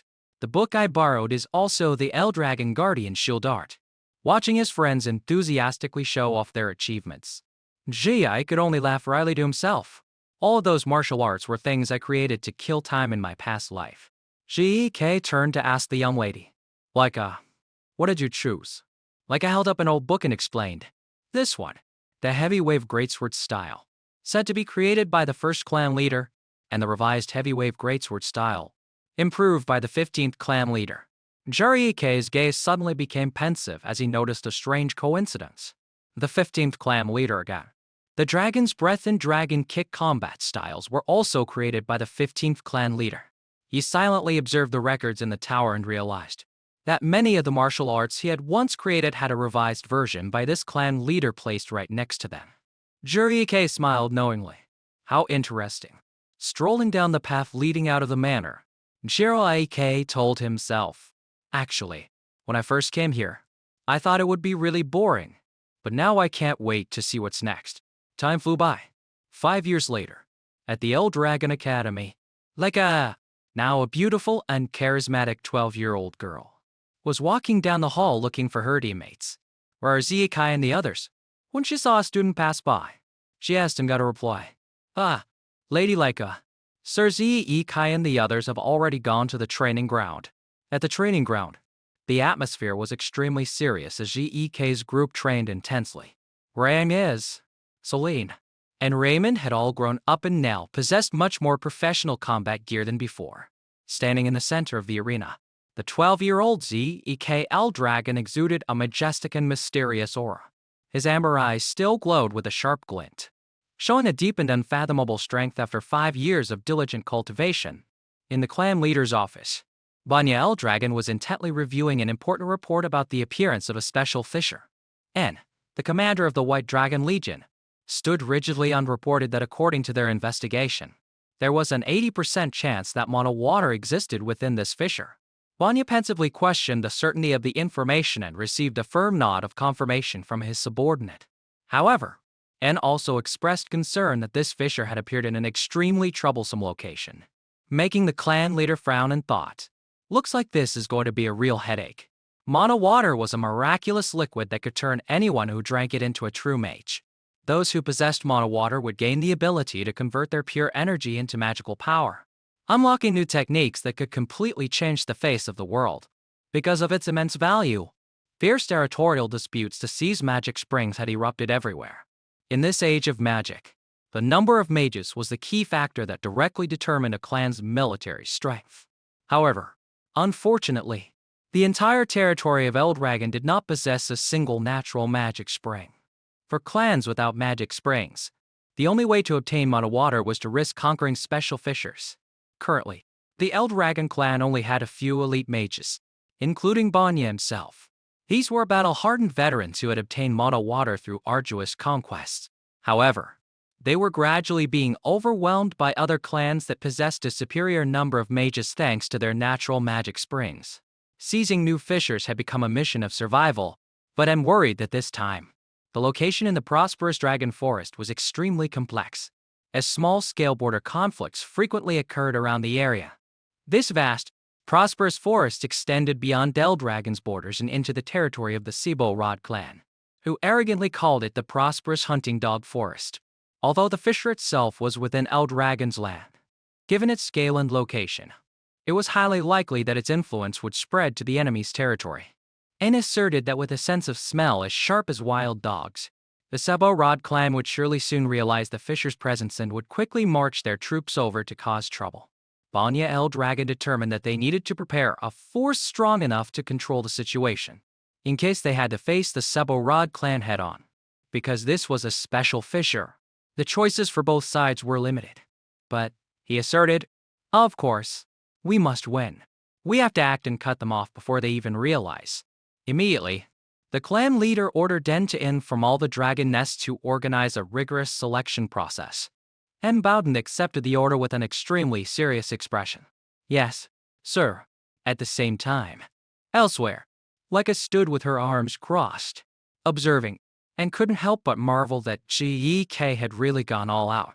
Gek was now a young man with a sharp gaze, facing all three of his close friends at once. Celine unleashed her illusionary windflower sword dart, scattering petals, while Raymond used the Eldragon Guardian shield dart with powerful, wall-like punches. Reincarnates was no less impressive, executing the extremely intricate Cloudwater Spear Art's Water Pierce. Amidst the barrage of attacks, Jek calmly dodged and even smirked when Reincarnates' spear tip was just inches from his neck. That move was good. However, Jek immediately gave harsh feedback to help his teammates improve. He bluntly pointed out that Reincarnates was putting too much force into his forms, which was killing the flexibility that was the spear's strength. Turning to Celine, Jek criticized her for focusing too much on speed and neglecting her balance, telling her to learn to distribute her center of gravity correctly. Finally, he praised Raymond for doing quite well but still reminded his friend to get used to attacking more instead of always being on the defensive. Jek clapped his hands as a signal, again, and immediately threw himself back into the frantic training session. This left Leica standing and watching the bizarre scene with exasperation. Leica then criticized him for daring to block attacks directly without using any pure energy to protect his body. Jek immediately brushed it off. Stop nagging. This is also serious training. He proudly flexed his toned muscles, asserting that this was the result of his harsh training. His body had become unbelievably tough, even without using energy. Witnessing Jek casually arguing with her while ignoring his friends who were still frantically attacking him, Leica could only hold her head in her hands, realizing that everything around this boy was beyond common sense. Seeing Jek defend without a single bit of pure energy, she looked at her friends and affirmed that Jek was not a normal person, so they should never compare him to themselves. Leica revealed that the upperclassmen had even given him a fearsome nickname, the Monster Child of the East Wing. When asked if she wanted to join their training, Leica nodded.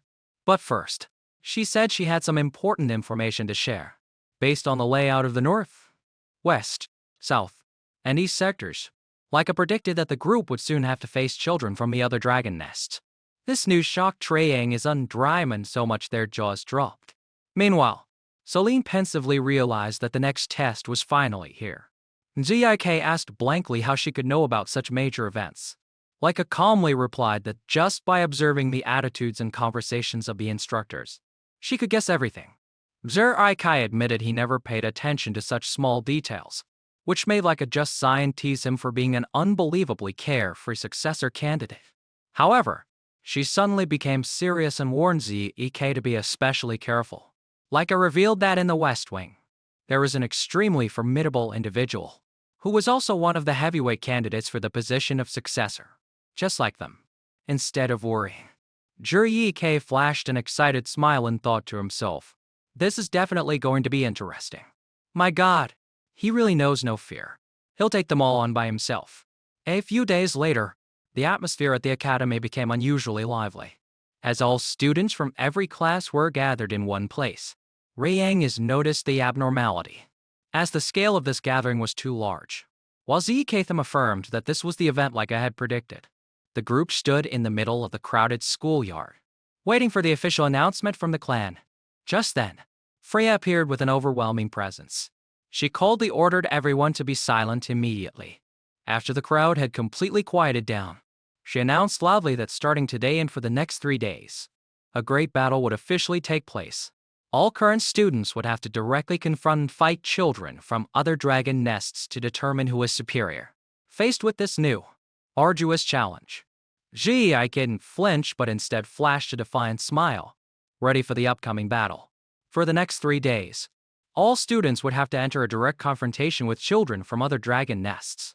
The shocking news from Freya caused a stir in the crowd, because intersector battles like this usually only happen during the graduation exam. Freya emphasized that although there were many reasons she couldn't disclose, the winners of this tournament would be entrusted with a very special mission. Hearing this, Jurike's eyes lit up with interest at the thought of a special mission that required such a high-stakes competition. The competition would be a single elimination tournament to select the 7 best representatives from each sector east, west, north, and south.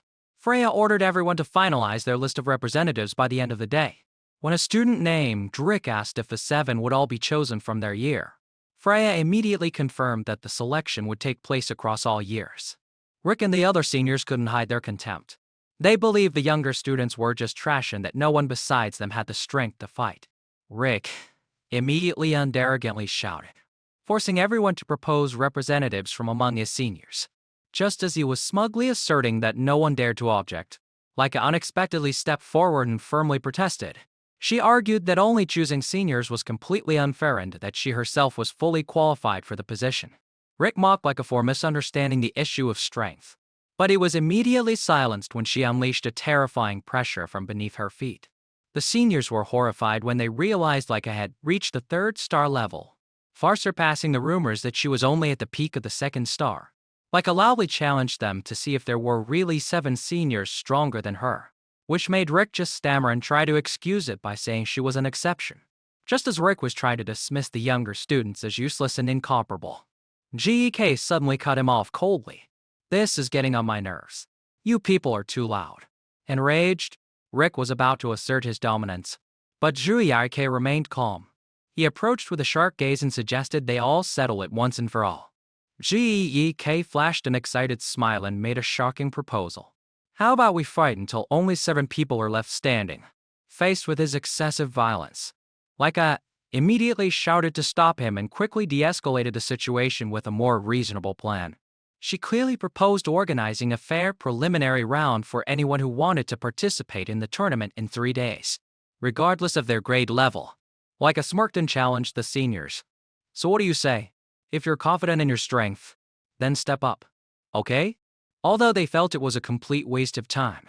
In front of the crowd, Rick and the other upperclassmen were forced to accept. Fine. As soon as things were settled, Leica turned to ask Zek if he would participate. Zek casually nodded, but he suddenly called out the names of Rayang, Raymond, and Celine, demanding that they also participate in the preliminary round. His close friends were so shocked their jaws dropped. They trembled and asked, "What? Us? You want us to fight the seniors?" K showed no mercy. He coldly reminded them that they had been training with him all this time, and if they didn't show results now, the training would be meaningless. Under Zek's overwhelming pressure, Rayang and his friends could only grit their teeth and resolve to do their best. Leica stood up and called out to see if anyone else wanted to try. But the younger students just whispered furfully about the disparity in strength, as their opponents were seniors who had at least reached the 3rd star level. Zek stood with his arms crossed, silently criticizing everyone's lack of spirit. Because he understood that one gains the most when fighting someone stronger. He decided to take this opportunity to see what kind of power those seniors were actually boasting about. An upperclassman looked at the younger students with contempt, clicking his tongue and asserting that no matter how hard they tried, they had no chance of winning. The guy next to him even joked that they should go easy on them, because except for Lady Leica, the rest were just low-level second-star kids in their eyes. Seeing Rayang isn't his teammates trembling under the pressure, GEK spoke up to reassure them. Hey, what's wrong? Why do you look so worried? Rayang is stammered, expressing his concern as their opponents were the top-ranking seniors, all at the 3rd-star level. IEK held up a finger encouragingly. You've trained non-stop for the past 5 years, right? You all did great. Just believe in yourselves a little more. GEK's encouragement seemed to give the group strength, and they all resolved in unison. Seeing this, the hot-footed senior roared, Hey, cut out that C-ring Y act. Top students don't have time for that. He swung his sword and charged with a ferocious expression, declaring he would teach the rookies their place. Amazed whispers echoed through the stands as the results of the match became clear. The students watching couldn't believe their eyes, wondering what the hell was happening and if this year's high-ranking students were just too weak. Rayang stood tall with his spear in hand, while at his feet lay a defeated senior. The senior exclaimed in shock, Impossible. Witnessing his teammates' growth, Juriyarike crossed his arms and smiled with satisfaction. Well fought. You guys did great. He silently assessed that Rayang had become much sharper at parrying blows and spotting his opponent's openings. On the other side, Salim was also executing dazzling sword movements, making excellent use of the Windflower sword style's continuous strikes. Even Ramen showed remarkable progress, smoothly transitioning between shield and sword techniques to overwhelm his foe. GEK silently affirmed that all of them had shown the results of their excellent training over the past 5 years. It wasn't just Rayang as his group. Even like had grown noticeably stronger. Witnessing the scene, the upperclassmen could only stand frozen and exclaim, This is impossible. Leica calmly sheathed her sword, muttering that it was probably just enough. The leader still refused to accept the truth. He pointed and shouted bitterly, No way! How? There's no way we 3rd stars could lose to you 2nd stars. Juriyarike stepped forward, uttered a contemptuous remark. How foolish. To still be spouting nonsense even after seeing the results so clearly. He calmly walked away, leaving behind the harsh truth that age, stats, and rank no longer meant anything. Juriyarike looked straight at his opponent and stated coldly, They're just numbers. Strength in battle is decided by the winner. The weak lose. That's all there is to it. The statement enraged the senior, who roared, Are you stupid? Star level is strength. Don't tell me a kid like you doesn't even know that. GEK let out a smirk, his eyes glowing menacingly. But whether you have stars or not, if your heart is destroyed, anyone will die. Don't turn your back on the true nature of strength. Strength in battle is simply about whether you can win or not. Quartered, the upperclassman screamed in desperation. Shut your mouth. I'm a high-ranking student. Don't think the ramblings of a not-nosed kid like you can scare me. I was going to go easy on you because you're kids. But don't blame me if you cry later. I won't forgive you.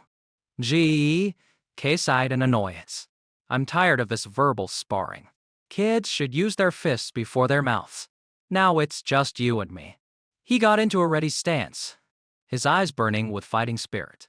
Show me what kind of martial arts you've mastered and how far you've trained. The senior grit his teeth and charged. Don't underestimate me.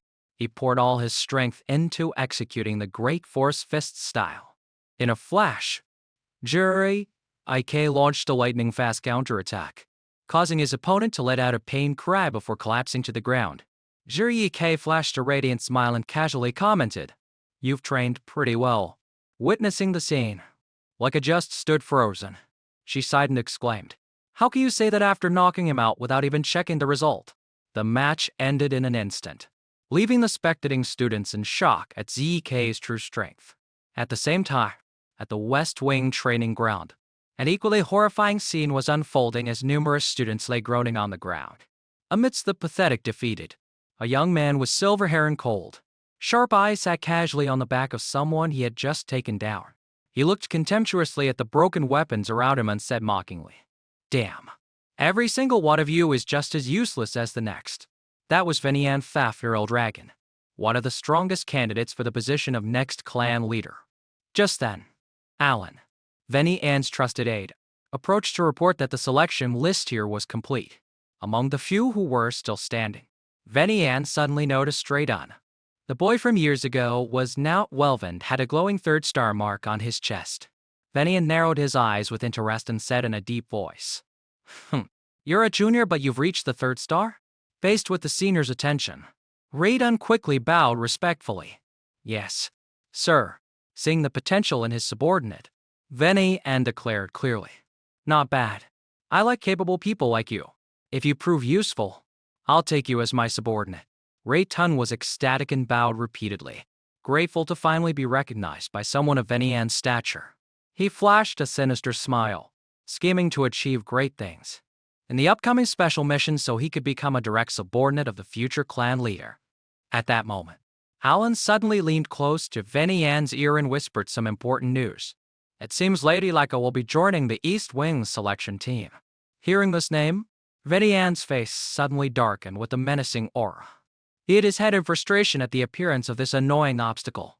TSK, that girl. Always meddling in other people's business. Always getting in the way. However, Venian quickly regained his usual arrogance. He calmly walked away, asserting that no matter how much of a genius Leica was, the West Wing would be the final winner. With his eyes burning with ambition, he confidently declared that he would complete the special mission with ease, and also show his siblings who the true master of the clan leader's seat was. The next day, everyone had gathered at the arena. Rayang has noted that despite many being eliminated after the harsh exams, the number of remaining students was still incredibly large. Rayang's eyes held a hint of sadness as he thought about those who were eliminated. Those called fallen dragons, the derogatory title his own father had once borne. Leica immediately patted Rayang on the shoulder to comfort him, urging him to cast aside those negative thoughts. She reminded him that their group had been brilliantly chosen as representatives of the East Hall, so instead of worrying, they should be proud of themselves. Encouraged by the young lady's enthusiasm, Rayang is resolved to do his best in the upcoming battle. However, they suddenly realized GEK was still standing silently with a pensive expression. When Leica asked him what was wrong, GEK calmly replied that he was just busy assessing the strength of the students around them. Just then, Rick, the senior GEK had defeated, suddenly rushed over with a completely different attitude than before. He loudly declared that he and the other upperclassmen of the East Hall had now completely changed their minds. With a face full of fighting spirit, Rick shouted that even as a member of El Dragon, he truly respected the strong and now saw his EI as a true idol. Rick's over-the-top enthusiasm made ZK just laugh it off, while Rayang was still stunned by the shocking change in attitude. ZK quickly returned to his main objective, narrowing his eyes to observe the representatives from the other sectors. As expected, apart from the East Hall, the chosen students had all reached the 3rd star level, and he had yet to see anyone at the 4th star level. However, JEK's gaze suddenly sharpened as he realized that quite a few of them were on the verge of a breakthrough.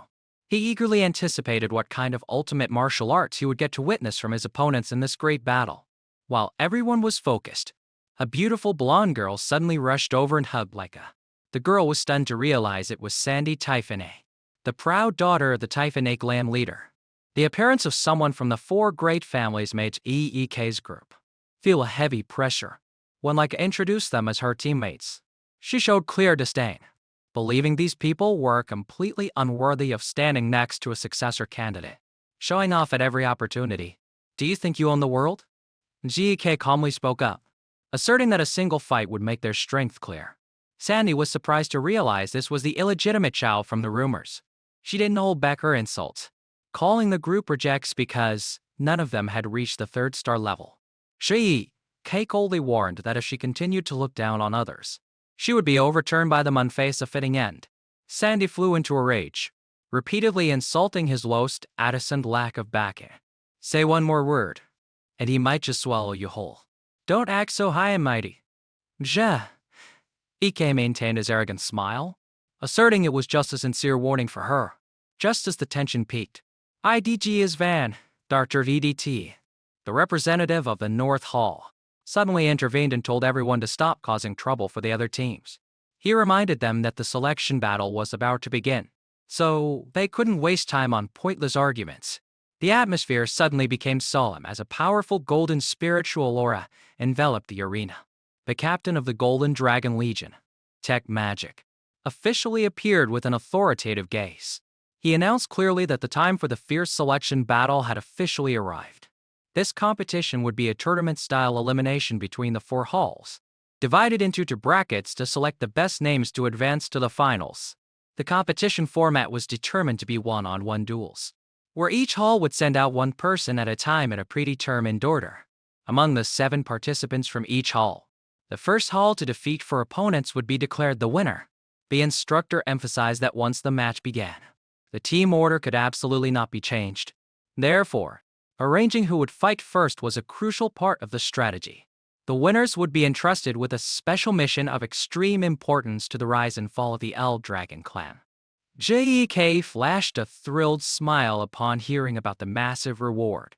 After all, anyone who completed this mission would take a giant leap forward on the path to becoming the future clan head. To decide the matchups, the instructor asked a representative from each hall to come forward and draw a stone from a wooden box.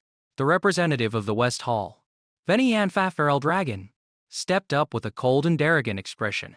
He casually picked up a stone, then turned and left without so much as a single word. Seeing that attitude, like his expression soured, she muttered to herself, "Hey, what the hell? What's with that guy?" Seeing her friend seem troubled, Chik asked curiously, "What's wrong? You know him?" Leica nodded slightly, confirming that this was the formidable candidate for the West Hall's succession she had mentioned before. Venian Fafarel Dragon. JEK silently assessed that the West Hall didn't just have him. They also possessed many other powerful warriors. Although the other halls had also trained diligently, it seemed everyone could feel a terrifying difference in power radiating from the West Hall representatives. JEK's gaze suddenly froze when he recognized a familiar face. "Well, what do you know? It's been a while since I've seen him." It was Ray-tun, the one he had clashed with during the entrance exam years ago. JEK thought to himself. Back in the entrance exam, he had some skill, but I never expected him to reach the 3rd star level at his age. Looking at his old rival, the great master couldn't help but admire his effort. He looks like he's been working hard, worthy of respect. Meanwhile, the appearance of Rayang has also caused the older students to buzz with shocked whispers. "Hey, look, isn't that Rayang is? Why is that dropout standing over there?" Faced with the jeers, Rayang is became flustered and broke into a sweat. Seeing her friend's tension, Celine asked with concern, "Rayang is, are you okay?" The green-haired boy could only stammer that he was fine, though his heart pounded under the scrutinizing gazes. The announcer's voice boomed. Next up, the representative of the North Hall, EGG, as Vandrive Editian Santi stepped forward with imposing dignity. Immediately after was the South Hall's representative, marked by the appearance of Venian. Finally, when the East Hall was called, Leica urged, "Hey, JEK, they're calling you." JEK looked back in confusion. "Me?" Leica affirmed with certainty. "Of course, because you're the strongest one here." JEK. Sure. EK maintained his lazy demeanor, thinking that events like this should be left to the younger kids to show off. But Leica dismissed his excuse, pointing out they were both the same age. "You act like such an old man sometimes you forget you're still a kid." "Huh?" Seeing JEK step up instead of her sister, Sandy flew into a rage. "Wait a minute. Why is that bastard child representing them instead of Leica?" Leica calmly explained that JEK was the strongest in their group. But Sandy refused to accept the fact that someone who hadn't even reached the 3rd star level was representing the hall. She was worried, as this was a crucial battle for succession between her and Venian. Despite her older sister's fury, Leica smiled confidently. "It's okay, sis. We're really strong." You know, the instructor ordered each hall's representative to channel their true power into the stones they had drawn to determine the tournament brackets. Instantly, the 4 representatives unleashed their auras, causing the crystals to glow brilliantly in a myriad of colors. The results of the draw were quickly announced. The first match would be East Hall versus North Hall. and West Hall versus South Hall. The atmosphere grew thick with fighting spirit as the North Hall stepped onto the arena floor. Ryang and his teammates were shocked to see a student with a rugged and intimidating appearance. Hey, is that guy a student too? Laika realized with concern that her first opponent was none other than her older sister, Sandy. Sandy was now cloaked in a blazing aura of lightning. She declared coldly, Laika, this is a good opportunity to wake you up. I will crush you until you remember your place and your purpose. In response to the threat, Laika also erupted with electricity, flashing a challenging smile. Bring it on. On the other side, IDG has approached ZEK with a friendly look. Hello. It seems our first match is against you. I'm really looking forward to it. GEK replied with equal enthusiasm. Let's make it a good one. Both opponents radiated an overwhelming presence. IDG smiled faintly, confirming he was also eagerly anticipating this fight. Rick stepped into the arena first, brimming with fighting spirit. He roared, Sir ZEK, I will definitely win. However, behind that determined exterior, Laika could still see the nervousness on his face. I wonder if Rick will be okay. He looks so tense. The referee announced loudly. Are both sides ready? Then, begin. Instantly, Rick charged toward his opponent, his fist glowing brightly, watching from the sidelines. GE came used to himself. Now, let's see how this goes. Laika worriedly remarked that the opponent's eyes suggested this would be an incredibly tough fight. GEK replied coldly that in battle, nothing is ever guaranteed. He added a cocky line. Except for me. Of course. My victory is absolute. His cool, powerful tone made like a snapback. I wasn't talking about you. GEK turned his focus back to the arena. He judged that the North Hall fighter's skills were not that different from Rick's. If Rick could just stay calm and fight like he did in training, victory was well within his grasp. However, Laika was still worried. This was their first time fighting in front of such a large crowd, with the pressure of the entire team on their shoulders. Rick was gritting his teeth in pain, enduring a barrage of crushing blows from his opponent. Rick squinted toward the remaining representatives of the North Hall. Besides the usual opponents, the two standing at the front were exceptions. They were his sister Sandy and DDGs, individuals who were already very close to the threshold of the 4th star level. Rick narrowed his eyes at the arena, silently assessing that the opponents from the North Hall would not be easily shaken. He realized that Sandy, like his cousin, probably used the same bloodline techniques, and this would be a good sparring experience for Laika. Just then, the announcer's sharp voice rang out. It's over. The first match goes to the North Hall. Rick collapsed onto the arena floor, witnessing her teammates' defeat. Marin, another female student from the East Hall, trembled under the pressure. She told herself she had to win, even with her friend's encouragement. Seeing that scene was enough to make anyone want to turn back. But reality was harsh. As the referee's voice boomed again, the second match goes to the North Hall. Marin and her teammate returned, dejected. They bowed their heads in apology to ZIK for letting the arena's atmosphere overwhelm them. GEK wasn't angry at all. Instead, he gave them a reassuring smile. It's all right. If this were a real battlefield, it would be life or death. But this is a place to learn by testing your strength, not a place to kill each other. He affirmed that safe lessons like today's would become the nourishment they needed to hone their skills for the real battlefields of the future. His words reignited their determination, and they replied loudly, We don't really get what you're saying, but we'll take it. Yes. Sir. GEK turned to Rayang, reminding him that the East Hall had already lost 2 matches, making his upcoming fight incredibly important. Hearing this, Rayang completely lost his composure. Dude, don't put more pressure on me. I've been a nervous wreck since this morning. He looked at his opponent, an upperclassman with a fierce sword and a massive sword. Rayang was so scared he was on the verge of tears, thinking this guy was more terrifying than anyone he had ever met in the East Hall. GIK patted his junior's head reassuringly, reminding Rayang that he already had experience facing upperclassmen from their time forming a team on Fallen Dragon Mountain. Rayang look at your opponent. What kind of weapon does he use? After Rayang confirmed he was a swordsman, GIK flashed a confident smile and began teaching him a counter strategy. Exactly. You're fighting a swordsman. Don't think about anything else. If he punches, parry. If he slashes upward, retreat. If he brings his sword down, step in on thrust. Je. Ek clapped Ray Agnes on the shoulder, reassuring him with a voice full of confidence. Just focus on dealing with the weapon right in front of you, like you always do. Looking into his friend's determined eyes, Zek silently noted that Ray Agnes' ability to focus was truly impressive, but he still needed a little guidance to maintain his composure right now. He was curious to see how much this battle would help Ray Agnes grow, especially if he could naturally enter that state of intense concentration. From the stands, jeering whispers arose. Good grief. Look at that giant next to that tiny twig. How is that scrawny kid supposed to stand a chance against that beast? Ignoring the gossip, Ray Agnes tightened his grip on his spear. His eyes blazed as he entered his combat stance. The referee's voice boomed. Begin.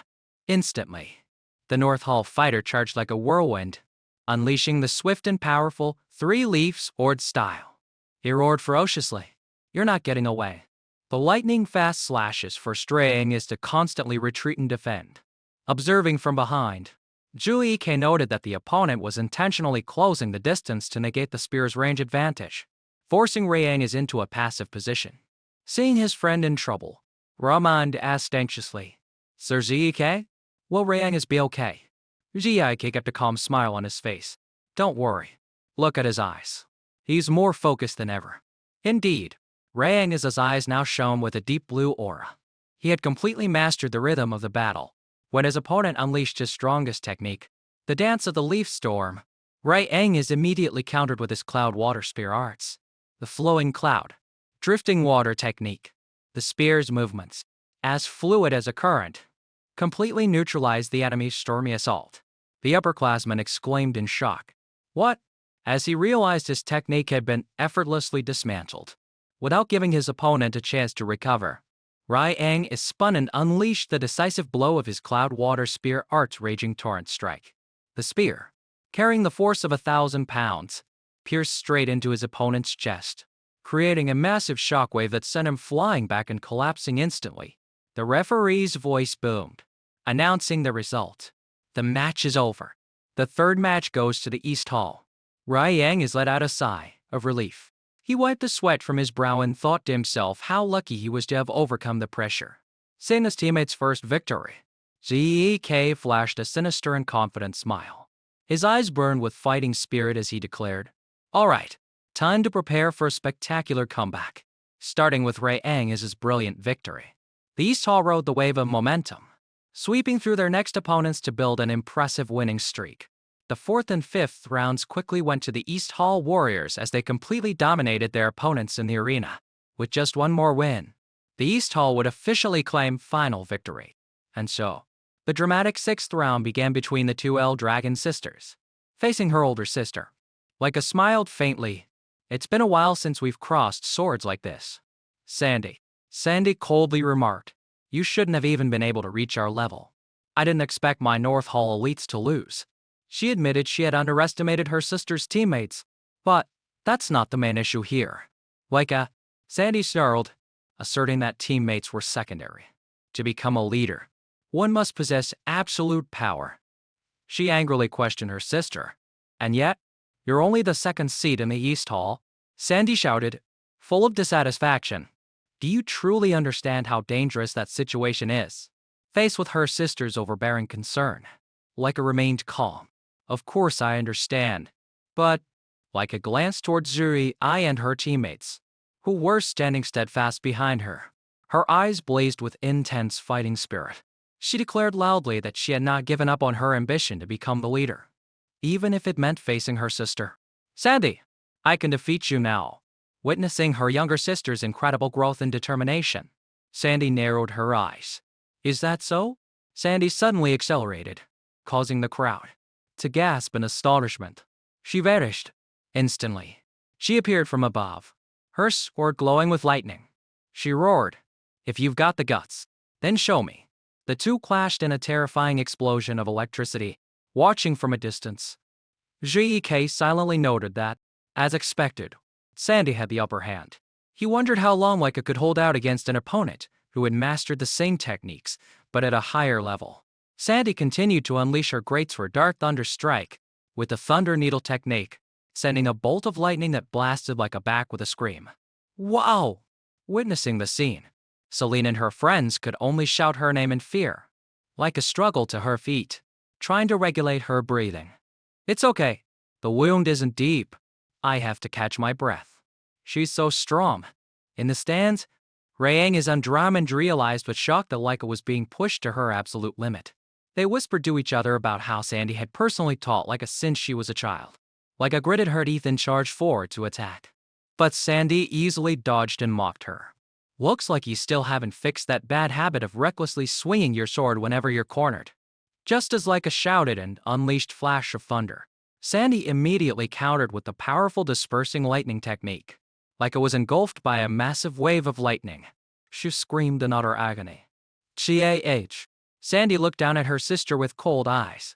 It's useless. Your bad habits haven't improved at all. You couldn't even become number 1 in the East Hall.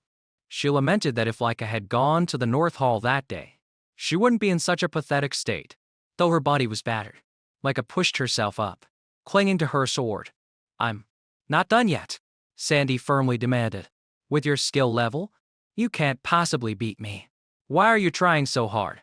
She even regretted not asking their father for permission to force her sister to the North Hall from the start.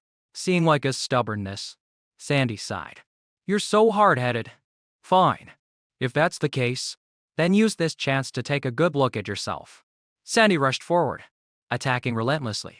The lightning-infused blows forced Leica to struggle to defend herself in agony. Leica was knocked back again. The ground beneath her feet cracked from the terrifying pressure of her sister's attacks. Sandy leapt into the air, preparing for the finishing blow. From the stands, Celine called out her friend's name in worry. Shiike narrowed his eyes, observing.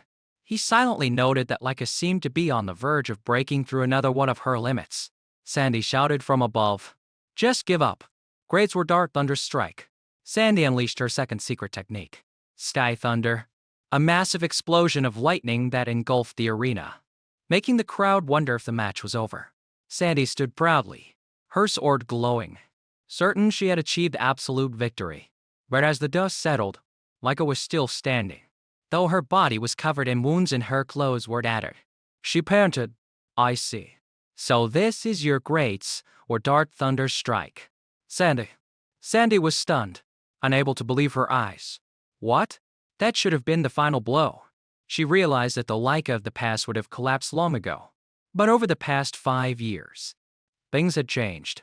Leica flashed a radiant smile despite her blood-streaked face. I've been training too. Her eyes burned with an intense fighting spirit as she declared loudly, "The real battle starts now." Backtracking to before the match, Jurei noticed Leica's unusual tension and asked, "What's up with you? You're acting strange today. Not like the Leica I know. Are you worried about something?" Leica sighed and admitted, "Well, of course, my opponent is my sister, Sandy." She revealed that it was Sandy who had taught her the very foundations of the greatsword Dark Thunder Strike. Sandy was like a master who had guided her from her very first steps. Jui listened pensively. Leica bitterly confessed that was why she had never once been able to defeat her sister. Even though she had grown much stronger over the past 5 years, Sandy had also been constantly improving, seeing his friend losing confidence. GRK reminded her, "Remember your training sessions with me. Think back on all the days we've trained over the past 5 years. Images of their extreme training flashed through her mind, from shattering giant boulders to being mercilessly knocked around by ZEK on the training grounds. Seeing Leica's pained expression at the memory of her training, GEK laughed. Good grief. What's with that face over just a little training? He seriously pointed out her flaw whenever she got emotional. Her field of vision would narrow. That was why he made her reign for 5 years to remain calm during fights. When GEK joked that his relentless attacks were part of his charm, Leica could only stay silent. Charm? What charm? Kai asserted that the training had helped her observe opponents more calmly in battle. But Leica was still skeptical if it would really help against her sister. GEK stated firmly, "You'll know once the match starts." He insisted that with Leica's talent, once she could see her opponent's movements, everything would change completely. GEK didn't forget to add a cocky remark. Besides, You're being taught by me, the strongest one here. So there's no need to worry about past wins or losses. Right? Like smiled faintly at his confidence, though her heart was still filled with lingering worries. Thanks. Okay. I actually feel a lot better now. I nodded in satisfaction and asked for confirmation. Good. Also, you said your sister taught you the great sword Darth Thunderstrike, right? After Leica's nod. Gek pointed excitedly. Perfect. Then this is a wonderful opportunity. Just like when we train. Observe your sister's great sword Darth Thunderstrike very carefully. If you can do that, you'll become even stronger. Leica stood in the middle of the arena, her face stained with blood, but her eyes shone with newfound confidence. I've observed it carefully. Sandy's great sword Darth Thunderstrike. Leica declared loudly. I took your hits and I observed. And now, I finally see it. Sandy gasped. What? Instantly, Leica charged forward with a speed and rhythm completely different from before. Sandy swung her sword to defend but froze in astonishment. What the hell? Is she stopping? Impossible. How can she be so slow? She couldn't believe her eyes as Leica's attack trajectory changed unnaturally. A brilliant electric current enveloped her younger sister's sword as it closed in. Sandy could only gasp in utter shock. Leica roared, unleashing the Thunder Needle technique with lightning speed, giving her opponent no time to react. Sandy struggled to block. But it wasn't over yet. Leica suddenly leapt into the air and changed her attack angle, making Sandy wonder in shock. How did her movements change so abruptly? Leica brought down an earth-shattering lightning strike called Thunder Flash. Leica smiled cock-ily, revealing the secret. It was the rhythm. The one thing I was lacking, she declared loudly. Now, I understand it. All that's left is to put it into practice. Sandy was frozen in shock. She couldn't believe that simply understanding the theory could allow someone to mimic it so perfectly. From the stands, Riang and his teammates were dumbfounded. Incredible. Leica. Her movements changed right before our eyes. Gek stood among his friends, a smug smile on his face. That's right. As expected, fighting someone who uses the same martial art yields great results. He explained to his bewildered disciples that Leica had comprehended her sister's technique mid-battle, thanks to her training to calmly observe and directly absorb an opponent's skills. Before, Leica would get to half it in a fight. She couldn't stay calm, and her focus would narrow to just her own sword. But now, she's completely different. She's calm enough to coolly observe her opponent during the match. By observing the same sword dart her sister used, Leica had officially reached a new level. Sandy gritted her teeth and yelled, It's not over yet. Sweetie, how can you possibly win with those half-baked moves? She charged forward to attack. But, Leica instantly countered with a powerful thunder speed technique, pushed back in utter disbelief. Sandy couldn't believe she was being overpowered. As Leica attacked, she declared, When it comes to physical training, I've trained to death and back with a certain someone. You know, Leica poured all her strength into her final blow. She yelled, Sandy, this is my great sword Darth Thunderstrike. Sky Thunder. A colossal pillar of lightning struck Andy's position. She only had time to scream in agony before being consumed by the energy. The dust gradually settled. Leica stood there, panting from exhaustion after unleashing her full power. Sandy, though exhausted, smiled proudly at her younger sister. You've gotten much stronger. Leica. Immediately after, Sandy lost consciousness and collapsed. The announcer's voice boomed. The match is over, marking Leica's decisive victory over her genius sister. Leica stood in the middle of the arena, her body covered in injuries and exhaustion, but her spirit was soaring after her victory. From the stands, seeing his master seem preoccupied, a subordinate quietly called out, Lord Vinian. He remained silent, his sharp gaze fixed on the young lady who had just performed a miracle. Leica warily walked back to her teammates, muttering with a hint of regret. Oh, man, that was a top-tier fight. Even though I didn't get to show off at all. She flashed a radiant smile despite her bloodied face. I'm just glad it was all settled within my match. If I had lost, Gek's opponent would have been that EDG's guy. Gek looked puzzled. You know him. Leica explained seriously. Not personally, but he's very famous in the world of martial arts. ED is Van Dr. EDT is hailed as the greatest genius since the founding of the Van Drive ET clan. Shui K narrowed his eyes, observing his opponent in the distance. Oh, from what I can see, he's definitely on a completely different level than the other participants here. Lyko warned anxiously. No matter how strong you are, facing a guy like that, there's no telling what might happen. The instructor stepped into the arena and announced loudly that the East Hall's victory was decided. However, the matches will continue until the very end. This surprising information stunned Dre Eng and Zek. What's this now? For real? My mind is blown. This is weird. They said it would be over once for members of the opposing team were defeated. Jek stared thoughtfully at the instructor's back. A sense of doubt rose within him. What is the real purpose here? On the other side, IDG has smiled cryptically towards Jurike. Whatever. As long as I get to fight, I'm happy. Jurike flashed a cocky smile as his fighting spirit erupted, facing the genius of the Van Dr. EBD house. That's more than enough for me. ADG has looked straight at CK, admitting that even though his North Hall team might have lost, he was incredibly excited to face CEK like this. ADG has stated clearly. Of course. I mean, you're the representative of East Hall, right? Even with someone like Lyko on the roster. You were the one chosen. He pointed at Zek with eyes full of suspicion. You're so mysterious. Who in the world are you? EDG couldn't understand why someone who claimed to have the blood of the main family, but was still only a second star like CEK could represent the hall instead of a third star like Lyka. Shui K smirked in response. I guess we're the same type. I've been looking forward to a match with you for a long time too. Saying EDG is a surprise. Jurike continued, affirming that while there were any skilled fighters in the arena, EDG was truly special. He praised the title genius of the century that EDG has held at such a young age.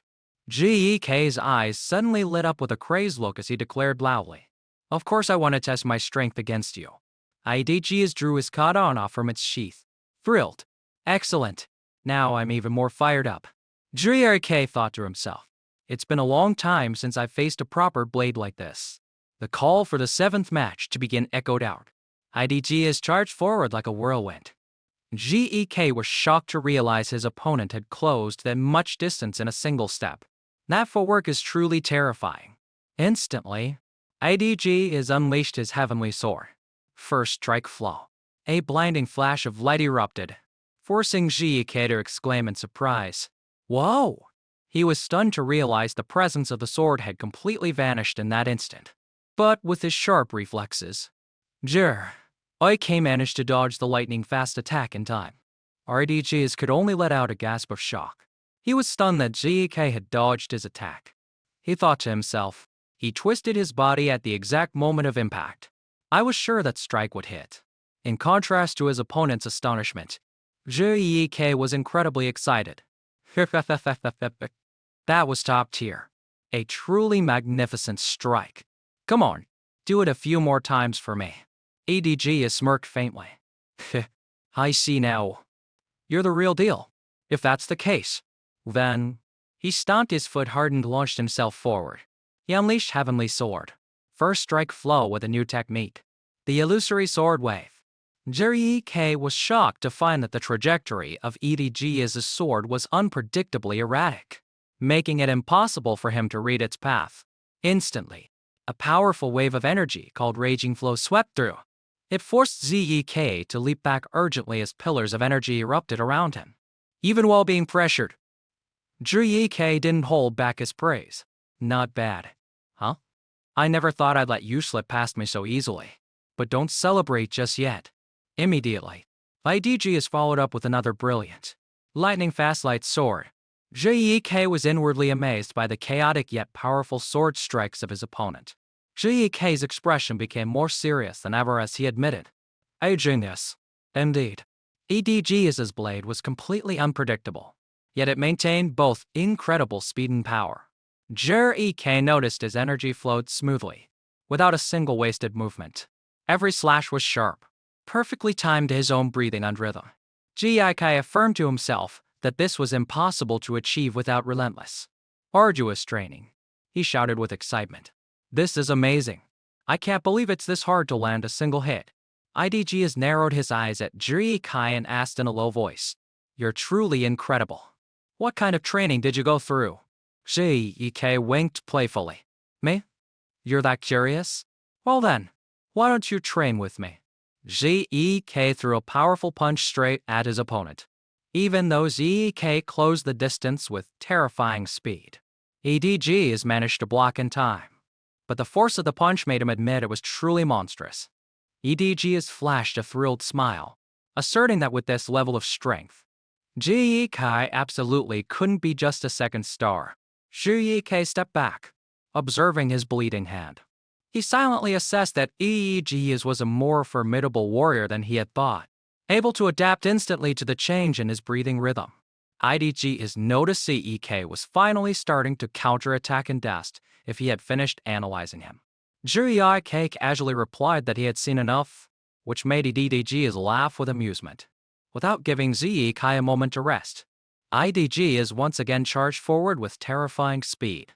Jiri was stunned to see his opponent using the same technique again, but he was immediately taken aback when he realized it was just an illusory after-image flashing before his eyes. By the time he regained his senses, Jiri discovered he had been struck in the chest by a sword. Jiri placed a hand on his chest, his eyes glowing with a crazed look as he felt the excitement surging through his veins. He flashed a cocky smile and declared that this was when the real fun would begin. The two stood facing each other in the windswept arena, preparing to clash in the next explosive battle. Outside the arena, Sandy regained consciousness after her loss to Laika. Her bleeding hands trembled as she groggily asked, "Where am I?" Immediately, her subordinates rushed over, surrounding her with concern. "Lady Sandy, are you all right?" she quietly replied. "Yes," then suddenly remembered the bitter moment of her defeat. Looking towards the arena, Sandy sighed in acknowledgement. "That's right. I lost. Didn't I?" Did she lose her memory after losing? Why is she so dazed? Sandy smiled sadly, quietly apologizing to her teammates. "I'm sorry. If only I had one." Saying this, her disciples quickly bowed their heads in remorse, blaming themselves for being the ones who held her back. Sandy gently reassured them that it was simply because their opponents were stronger. She encouraged the whole team with a warm gaze. "Next time, let's all do our best so we don't lose again."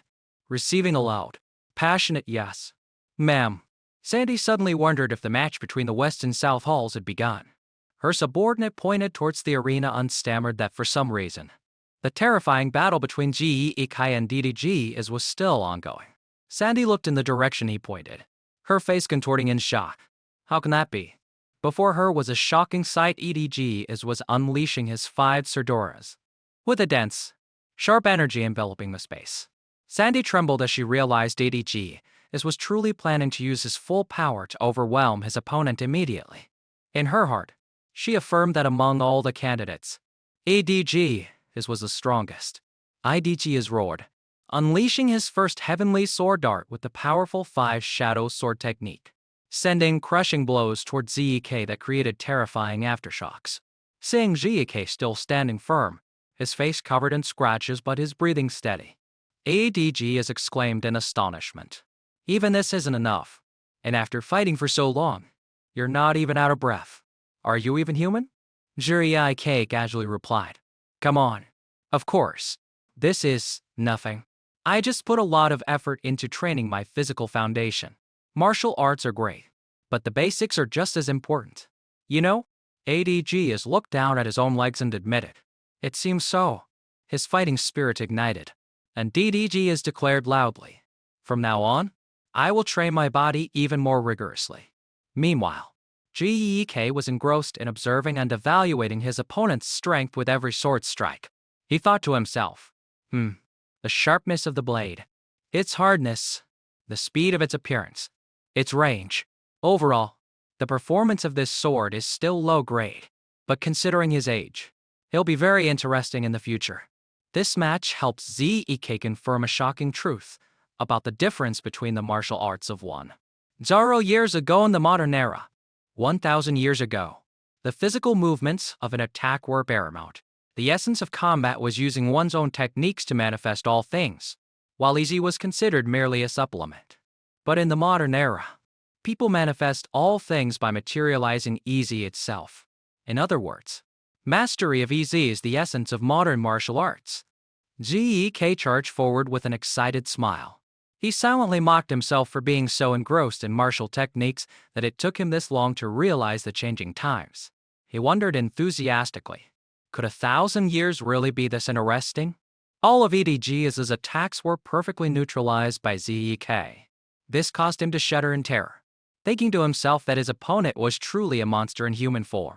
The duel had dragged on for 2 hours, leaving Reincarnates and his teammates dizzy with no sense that the fight was nearing its end. Leica, though her body was covered in injuries, watched intently. She quietly commented, "Neither of them is normal. But perhaps the match is about to conclude." EDGS looked at Jikai and remarked, "It seems you've observed all of my movements. It's been great. Truly a peak moment of glory." Jikai agreed. "Yeah, I feel the same way." To show respect for his opponent, Jikai decided to use the lessons he had learned from this very battle to end things. Jikai raised his bleeding fist and flashed a cocky smile. "I'll present you with a new technique right now." IDGs was shocked as he realized the gap in their strength. So that's why I couldn't win. However, with the will of a genius, he still didn't give up. "I will fight to the very end." EDGs gathered all his spiritual energy and unleashed his first heavenly sword dart. Secret Technique 5 Sword Pinnacle. Facing EDG as a secret technique, Jikai immediately launched a shocking counterattack called Dragon Slayer Combat Arts. Second form, Modified Starful Fist. Countless flaming fists rained down from the sky, like a meteor shower. They swept over everything, creating an earth-shattering explosion that caused the entire arena to crumble into a cloud of dust. Witnessing that terrifying power, Reincarnates' group could only stand frozen in horror. Sandy exclaimed in shock amidst the chaos. "Good heavens, that was insane. Who won?" The referee stepped onto the field and announced clearly, "That's enough. The match is over." ADG's sword was broken. He lay flat on the ground, his body completely drained of strength, silently admitting he couldn't even lift a finger against such an absurdly strong opponent. EDGs realized he still had a long way to go in his training. Meanwhile, Jikai stood proudly amidst the rubble, smiling as he heard the referee's clear announcement, "The winner is the East Hall." Shocked whispers spread through the North Hall stands as they witnessed their genius fall. "You're kidding. IDG is lost? What the hell was that match? Who is that guy from the East Hall?" While the organizers announced a temporary halt to prepare for the next match between the West and South Halls after leveling the arena, Jikai actually returned to a warm welcome from his teammates. Reincarnates and Draymond couldn't hide their admiration. "Wow, that was amazing. Sir Zek, I can't believe you even defeated Sir EDGs." Manga looked at the ruined arena and smiled teasingly. "You broke it again. You really are a monster." Jikai replied with a pouty face. "What's with that tone?" "I just had a tough win. You know, brushing it off." He looked towards the arena with curiosity. "Anyway, so, next up is..." Leica reminded him it was time for the other candidate for clan head to perform. Venian is up next. Jikai assessed that the West Hall had the highest overall quality of fighters, but he also noticed someone in the South Hall who looked very strong, holding a long staff. Jikai wondered excitedly how this showdown would unfold. However, contrary to his prediction of a dramatic battle, the match between the West and South Halls was completely one-sided. In the blink of an eye, Venian had secured an easy victory with his glowing iron fan, while his opponent from the South Hall lay on the ground, covered in wounds. A cold, ruthless glint flashed in Venian's eyes, affirming the overwhelming power of the West Hall in this tournament. After his match with EDGs, Jikai looked at the destroyed arena with some concern. "I think I might have overdone it. With this level of damage, it won't be fixed anytime soon." But Reincarnates immediately showed him something miraculous. "It's okay. Look. See?" Jikai cried out in alarm as he saw the shattered rocks automatically flying back to their original positions, Andrea smelling as if nothing had happened. "Hey, what the heck is this?" "It's fixing itself." Reincarnates explained that the entire arena was made of Ezra-E, a rare stone with the ability to restore its original form when easy energy is channeled into it. Gek could only stand there, stunned by such an absurdly impressive material being used for a mere front gate structure. Watching the match that just unfolded, the referee squinted with suspicion. He felt something was very strange. With his experience, he found it absurd that the match could be so one-sided and wondered if Veni An had truly used enough power to completely overwhelm Leela Sun-A.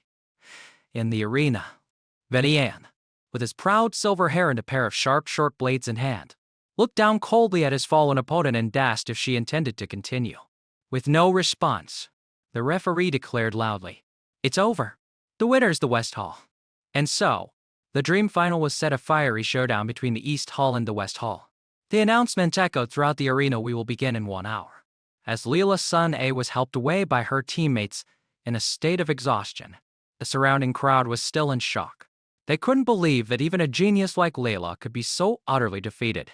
Observing from a distance, Ki thoughtfully realized something was wrong. He silently analyzed that the difference in strength between the two was not that great.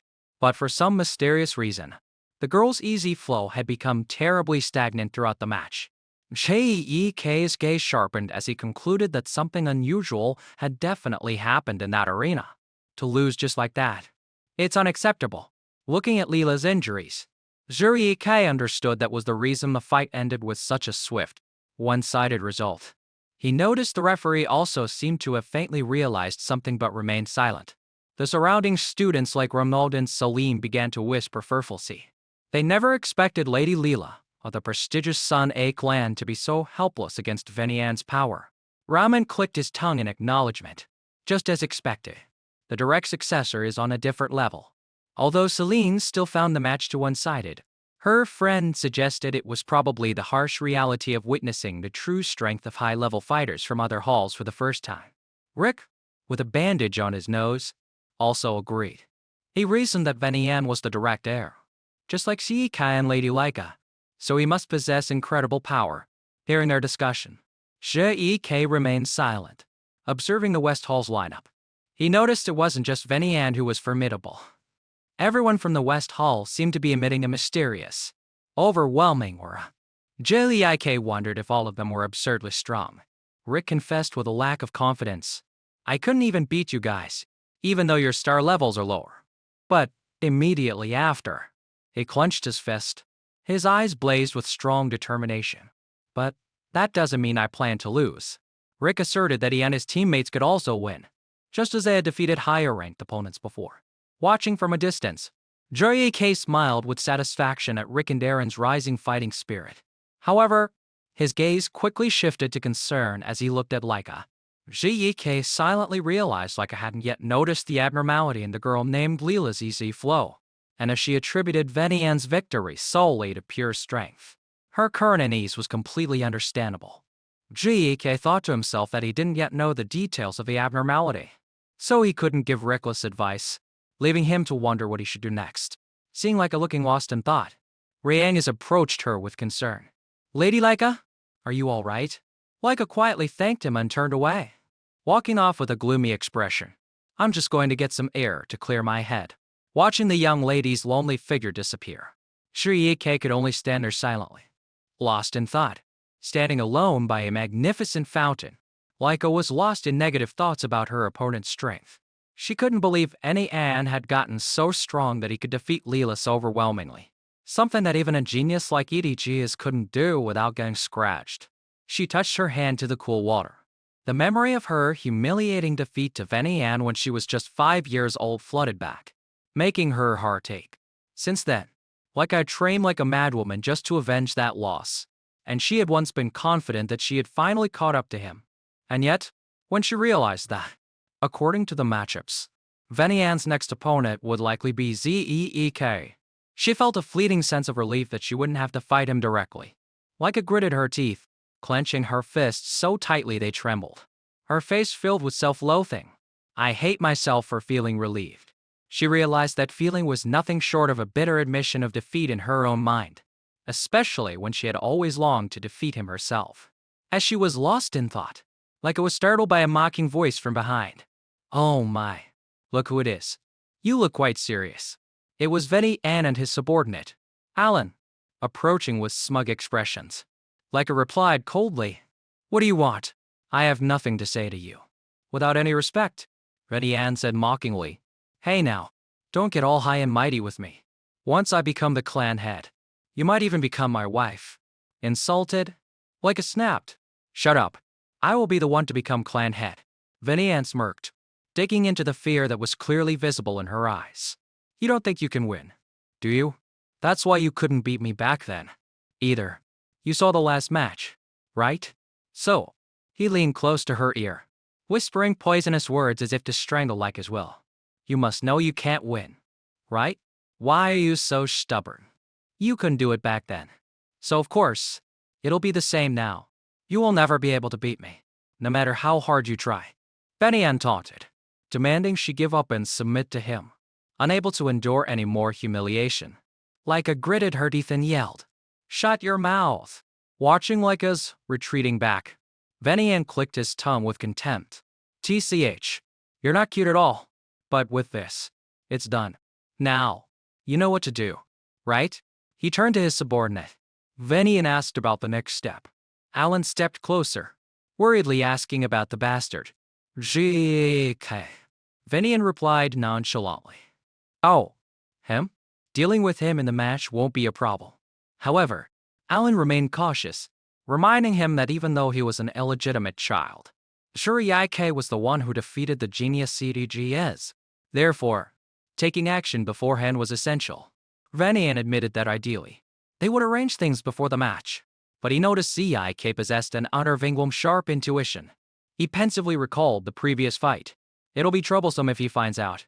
Besides, from what I saw, he sometimes takes hits on purpose. I can still set a trap during the match. Even without anyone's help, I would never lose to a bastard kid like him. Sitting by the fountain, Venian and his subordinate looked smugly into the distance. With overconfidence on the devious plan in hand, he loudly declared, This match is ours to win. Back in the arena, Rick stood trembling as he faced the harsh reality. He muttered in fear. So, it's finally time. Even as a second-year student, Rick recognized he was the weakest member of the East Hall's representative team. Meanwhile, the West Hall was an intimidating lineup of elites. His eyes showed hesitation, his fists clenched with anxiety.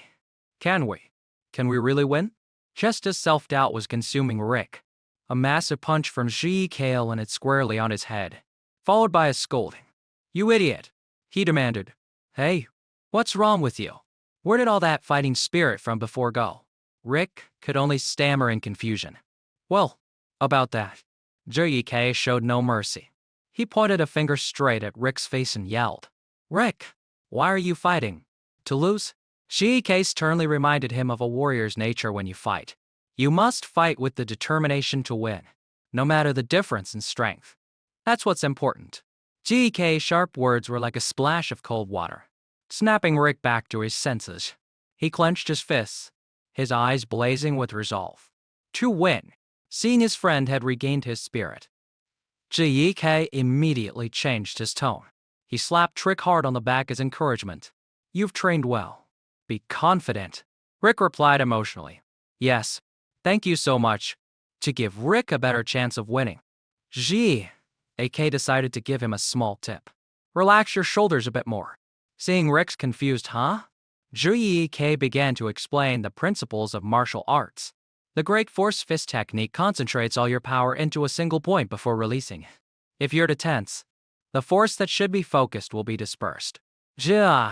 Personally stepped forward to adjust his stance, urging him, Come on, relax. Relax. Feeling the miraculous change in the flow of his power, Rick exclaimed with excitement. I feel like I can win now. Thank you so much. GK smiled and pushed his friend towards the arena. Good grief. What a relief. You're good to go. Now, go get him. Watching the entire scene from a distance, Leica couldn't help but narrow her eyes with suspicion. But this is strange, she mused, pointing out the oddity. You've never studied the Great Force Fist, have you? Yet you know so much about it. Sometimes, you have an unnatural understanding of other martial arts too. Why is that? Isn't that weird?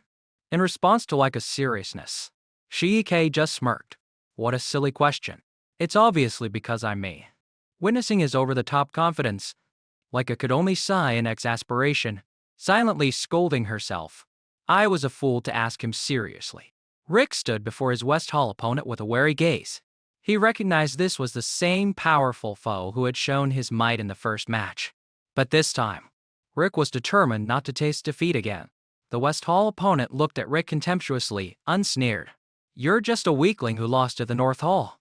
Yet you dare stand here with such arrogance.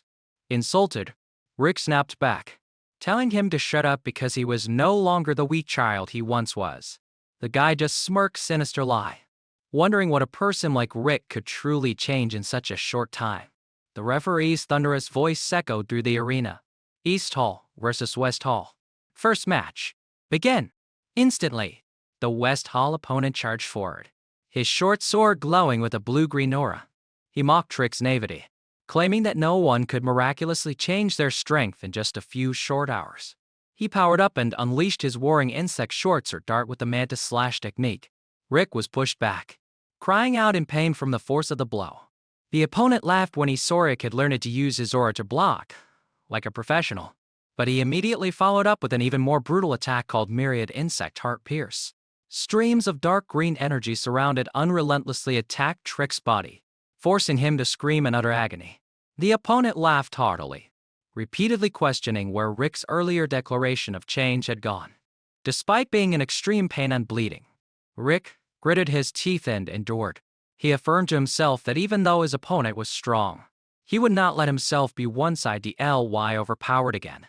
Rick tried to launch a quick counterattack, but his opponent nimbly dodged it with ease. He mocked his attack as foolish, saying it couldn't even touch the hem of his clothes. Rick was repeatedly wounded by his opponent's dagger. He realized in shock that he couldn't keep up with his speed if he continued fighting the old way. In his moment of desperation, GEK's words suddenly echoed in his mind.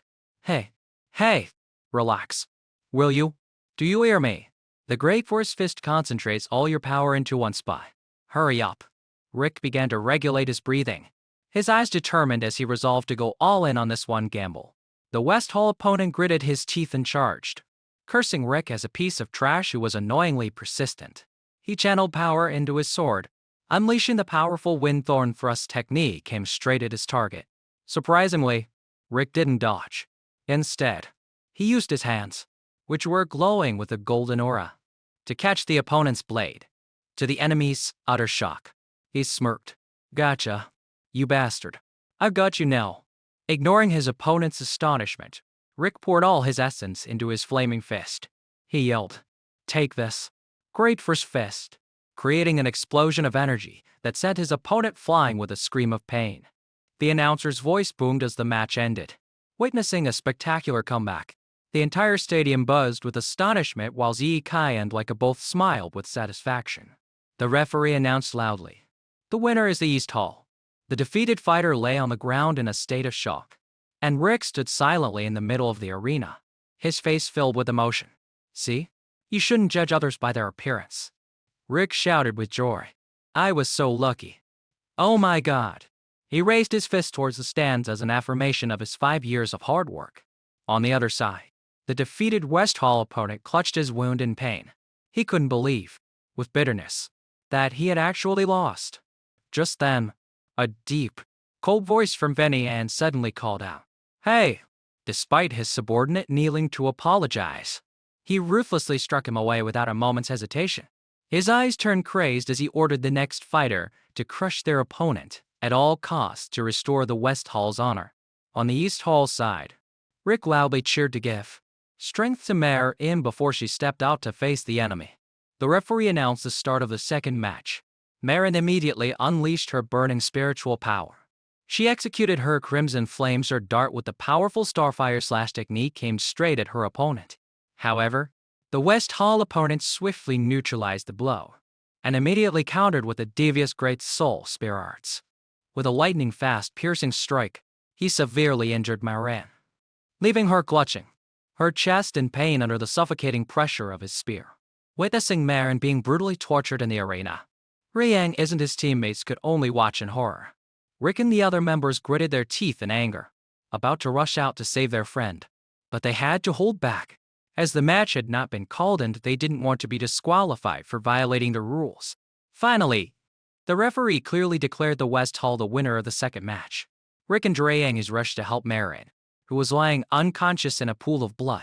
Meanwhile, Shike watched from a distance, his eyes burning with rage at the opponent's cruelty. Rick held the unconscious Marin tightly in his arms, while Reyang and Celine couldn't hide their shock at their teammate's terrible condition. Rick roared in fury at the opponent. "Hey, you bastard! Why did you have to go that far?" In response to his anger, the West Hall warrior just glanced back with a cold expression. "Is there a problem?" The West Hall fighter rationalized calmly. "This is a match. In other words, a real fight. I just did everything thoroughly to ensure my victory." This cold-blooded explanation made Rick and Celine unable to contain their fury. "Even so, this is going too far." "That's right. You didn't have to do this," he sneered, calling them naive and asserting that the West Hall never shows mercy to their enemies in a real bout. He declared loudly that their only goal was to crush their enemies under the command of Veni Yan. When questioned by Laika, he challenged them to forfeit if they didn't like it, then coldly stated that crushing Marin's will to fight was only natural. Laika gritted her teeth in rage. "You people." Suddenly, Rei-un appeared with a sinister look on his face. He jeered. "Oh my. Instead of worrying about others, you should worry about yourself, you little stray. Because all of you are about to meet a bitter end." He arrogantly challenged the entire East Hall team to forfeit right there if they were scared. When Rayang is called his name, Rei-un immediately dismissed him with contempt. He called him a small fry and forbade him from casually using his name. With a wicked smile, Rei-un threatened to betray Angus to a pulp like Marin, or to repeat the terrible things he had done in the village long ago. He pointed at his face, full of contempt. "Isn't that right, you weakling?" Rei-un is, faced with such humiliation, Laika became enraged and was about to charge. But Rei-un stopped her. "Lady Laika, I'm fine. I will not run away." He stepped forward with a determined gaze, shedding his usual timidness. Rei-un pointed directly at his opponent, declaring clearly for all to hear, "Today, right here, Rei-un, I will surpass you." As the shocked crowd watched, Marin was carried out of the arena, severely injured, leaving behind a tense atmosphere. Rei-un stepped into the arena, his hands trembling. The pressure from the stands made him shudder. Suddenly, a voice echoed in his mind. "Rei-un is." He jumped, startled, and looked around frantically. "What the? Why am I hearing Sir Zek's voice around here?" From a distance, BK smirked slightly, using telepathy to reassure his friend. "Don't mind it. I'm just recreating an experience from a few years ago." Rei-un was completely bewildered. He stammered in his mind. I don't even know where to begin reacting to that." Zik continued casually. "More importantly, I used magic to give you some advice." While Rei-un was still confused asking, Zik began to recite a cryptic mantra. "The clouds drift calmly. The water flows freely." He repeated the guidance slowly. "The clouds drift calmly. The water flows steadily." When you're in trouble, try to think about that. Rei-un was so absorbed in the advice that he stood frozen, prompting the referee to shout, "Hey you! Are you spacing out? What the hell are you doing?" He snapped out of it, quickly bowing. "Huh, I'm sorry." Regaining his focus, Rei-un gripped his spear tightly. His gaze became sharper and more determined than ever. The referee loudly declared, "East Hall versus West Hall. The second match begins." Instantly, Rei-un took a combat stance, facing Rei-un, who was holding his sword on the opposite side. He stomped his foot for momentum and shot towards his opponent like an arrow. Rei-un attacked first, shouting, "Cloud Water Spear, Arts Water Pierce." The spear, carrying a deep blue aura like a rushing stream, thrust forward. However, Rei-un was unfazed. He yelled contemptuously, "Stop trying to act tough. Why are you pretending to be strong, you weakling?" In an instant, Rei-un launched a brutal counterattack. Serpent strikes or dart-piercing assault. A massive, dark purple aura in the shape of a snake's head charged forward. It slammed into Rei-un's chest, forcing him to let out a pained grunt. Rei-un roared with contempt. "Is that all you've got? You pathetic weakling." He charged again with terrifying speed, giving Rei-un no time to react. Rei-un executed his serpent strikes or dart, winding path. The blade curved like a venomous snake, slithering past the spear's defense. Reincarnates couldn't block it and was grazed across his side by the opponent's blade. He clutched his wound and retreated, wondering in shock how the blade could bend so unnaturally when he had clearly blocked it. Seeing his opponent struggling, Raiden constantly taunted him. "What's wrong? Why don't you fight back? What are you waiting for? If you've got the guts, give it a shot." Gritting his teeth, Reincarnates decided to use his own technique to retaliate. Cloud water spear arts flowing cloud, drifting water. However, Raiden just smirked sinister lion net. With a single strike, he swatted the spear away, yelling, "Fly!" Reincarnates was sent flying amidst the worried calls of his teammates. He crumpled to the ground, his body covered in wounds and blood. He realized that his every move was being read and used against him in a counterattack. Raiden approached with a smug look, mocking Reincarnates' attempt to counter as ridiculous. He gloated, revealing that his specialty was the ultimate counterattacking technique. "Poor thing. Want me to tell you what my specialty is? It's the art of the counter." Before Reincarnates could react, Raiden grabbed his hair and yanked it hard and cruelly. Raiden relentlessly insulted Reincarnates' bloodline, asserting that the son of a fallen dragon could never become strong. He taunted him for being a weakling just like his father, trying to crush his spirit. Reincarnates' eyes blazed with fury when he heard his family being insulted. "Don't you dare insult my father." But Raiden just roared, "Fake!" and delivered a brutal kick to his stomach, sending Reincarnates flying. He collapsed to the ground, coughing up blood helplessly. Reincarnates bitterly realized that all his efforts over the past 5 years were still not enough. He painfully told himself that he was still a weakling, a fake, just as his opponent had insulted him. In his haze, memories of peaceful days with his father suddenly surfaced. On a rock by the stream, his father had gently asked if he liked fishing. Then he smiled and said that Reincarnates was just like him, loving to watch the clouds in the water. His father had once taught him gently that the clouds always drift lazily, while the river water flows endlessly. And when you look at them, all of a person's troubles suddenly seem so small. He hoped that one day, his son would understand that truth. Back in the harsh reality, those words repeated in Reincarnates' mind like a guiding light.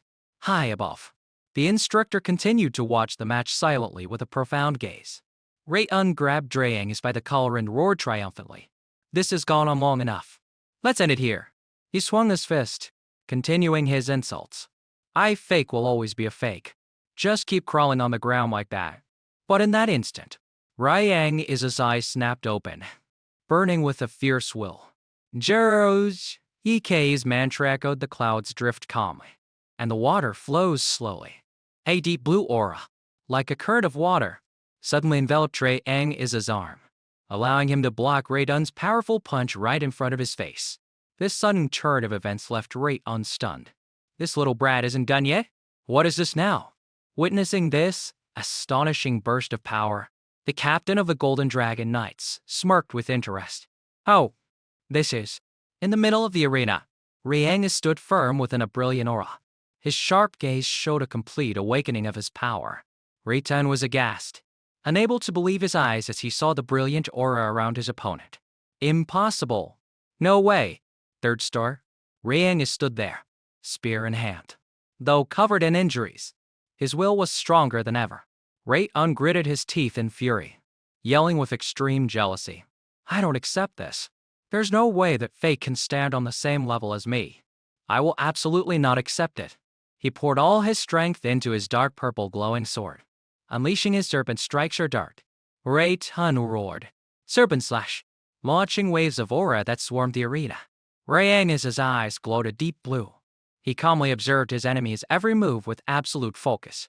Raiden panicked, realizing his attack was completely ineffective. "This brat. I definitely hit him. Did he see through me?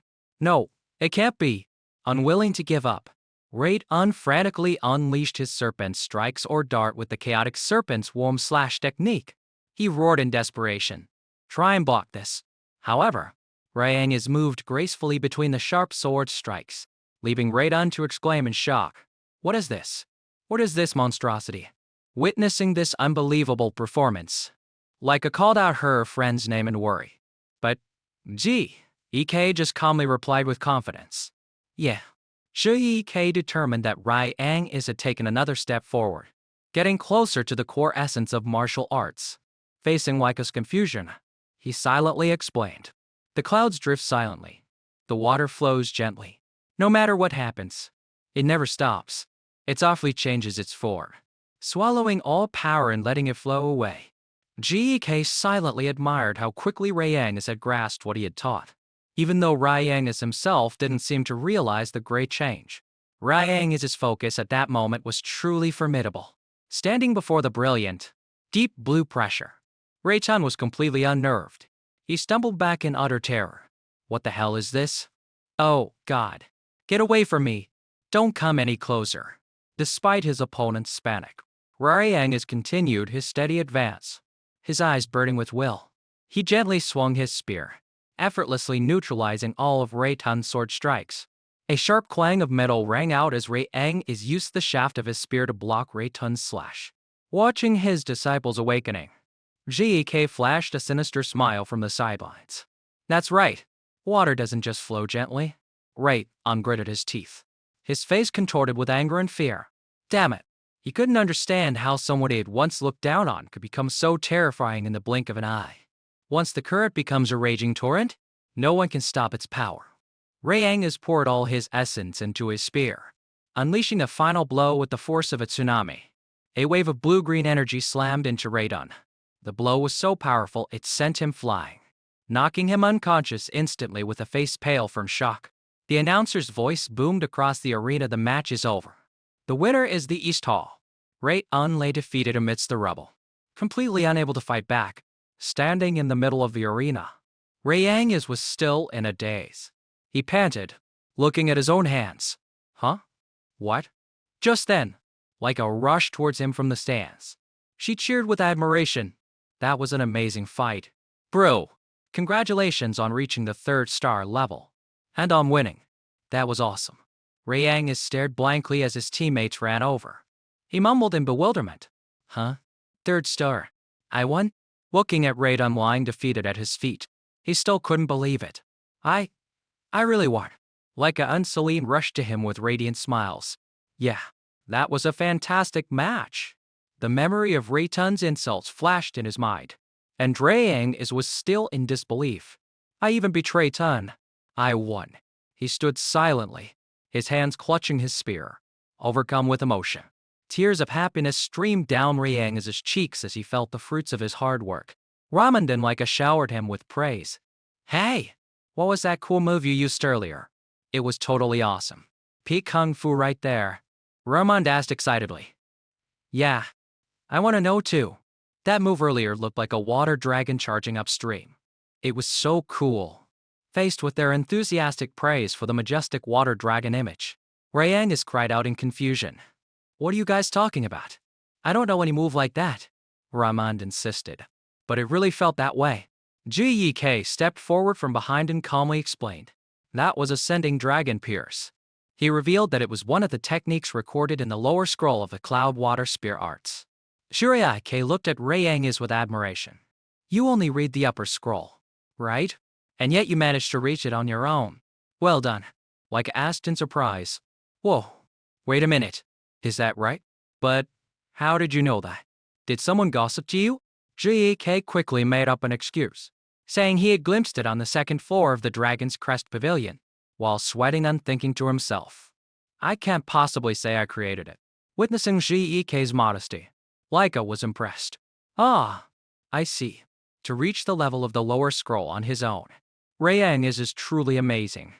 Gek watched his teammates, silently pondering the martial art he had created in his past life.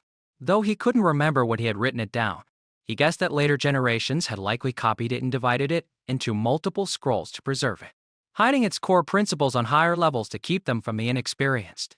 However, Reincarnates had brilliantly opened that intentionally hidden path to the core with his own strength. Gek smiled with satisfaction. Truly a wonderful prodigy. Suddenly, the instructor's shout cut through the atmosphere. East Hall, how long are you going to stand there chatting? Selena and Laika quickly apologized, while Rick enthusiastically urged the team on. All right, let's ride this winning momentum. Celine clenched her fists with determination. Yes, I'll do my best. After Reincarnates' brilliant victory, the East Hall's morale was at its peak. However, the West Hall did not give up easily. They quickly regrouped, making the subsequent matches more ferocious than ever. In the fourth match, despite Celine's valiant efforts, she suffered a narrow and regrettable defeat. Immediately after, in the fifth match, Ramen gritted his teeth and withstood a storm of attacks to snatch victory by a hair's breadth. The confrontation dragged on into the second half in an atmosphere of extreme tension. Ramen returned, exhausted. He gasped that he didn't even know how he managed to win. While Reincarnates praised his teammate's endurance, on the other side, Celine bowed her head and apologized for not being able to secure a victory. But Leica quickly reassured her that everyone had done great. Leica reminded the team that the East Hall was currently leading 3-2. They just needed to reach for points to claim the final victory. Leica declared that she would go out next to end it all. Just as she was about to step into the arena, Shi suddenly approached and called her name. His sudden action surprised Leica, who asked, "What's wrong?" Zhuai maintained a serious expression.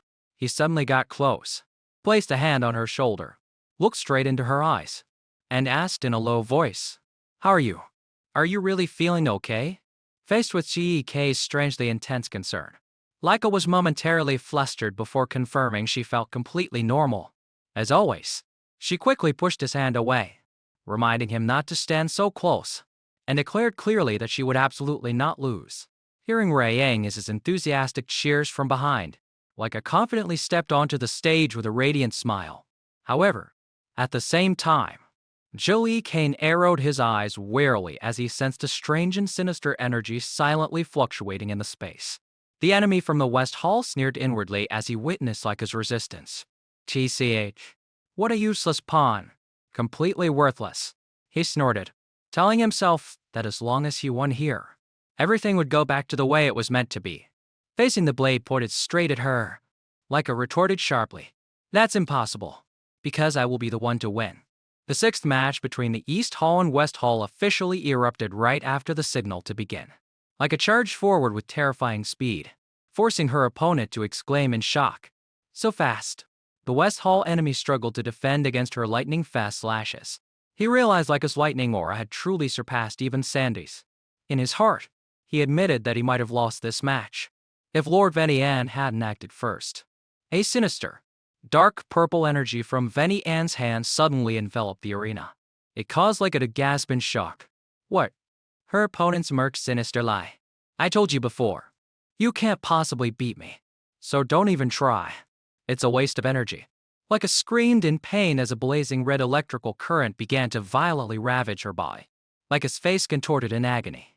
She realized in horror that not only had she lost control of her lightning, but she could no longer use herc or energy either.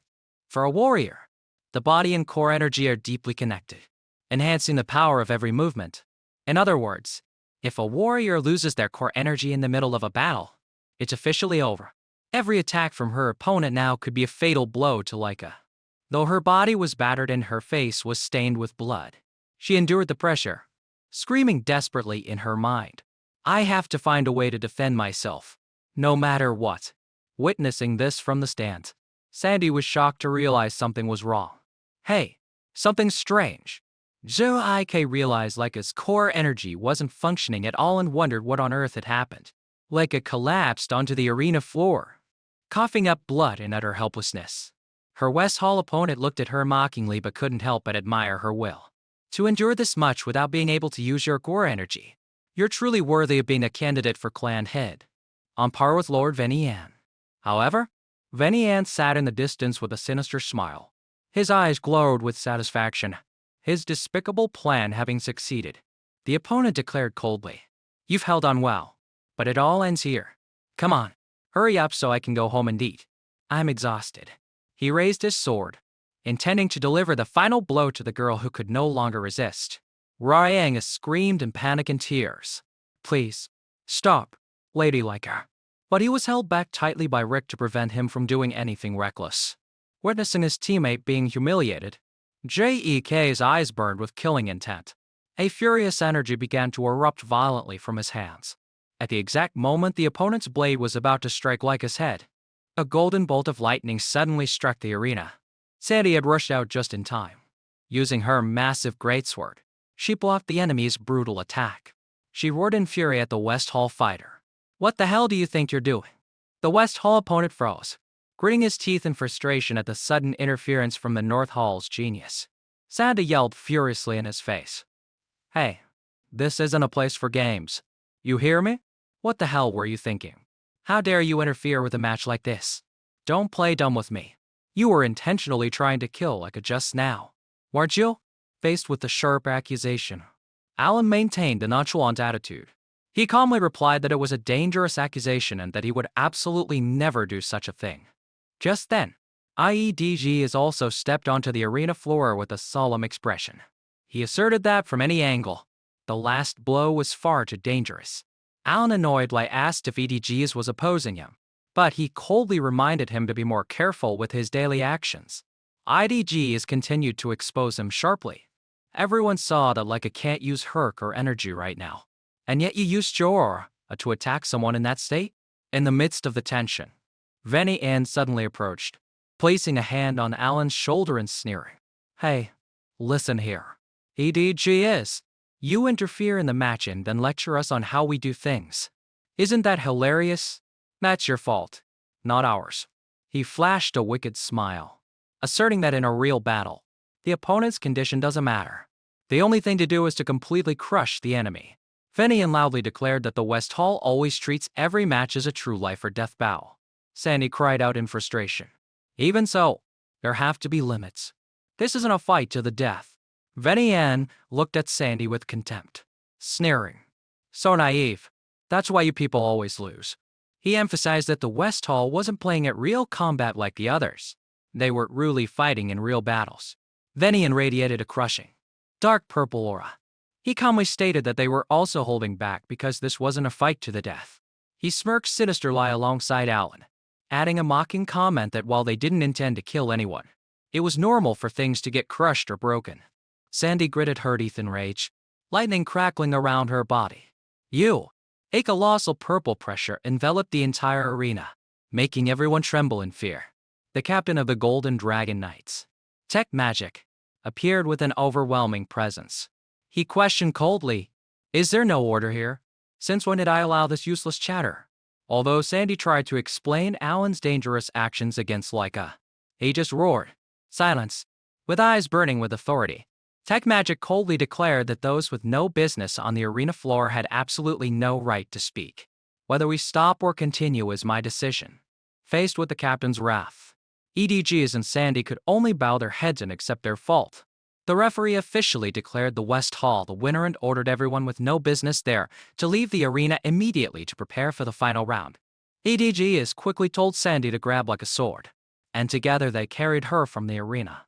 Seeing Leica's terrible condition, Rayang and his teammates were frantic with worry. IDGs reassured the group that he had given her a wreck of repulsion, but since the wounds needed time to heal, he would take her directly to the infirmary. EDGs smiled at GK, silently understanding that he too had been about to step in and stop the opponent's brutal act. Juriarke watched his teammates leave, pensively calculating his next move in this decisive battle. "Don't you worry. I'll handle this for you all." On the way, Sandy couldn't help but wonder how Leica had been defeated so quickly in one-side DLY. She realized this abnormality had appeared since Leela's very first match. It seemed the West Hall was using some kind of shady tactic to manipulate the results.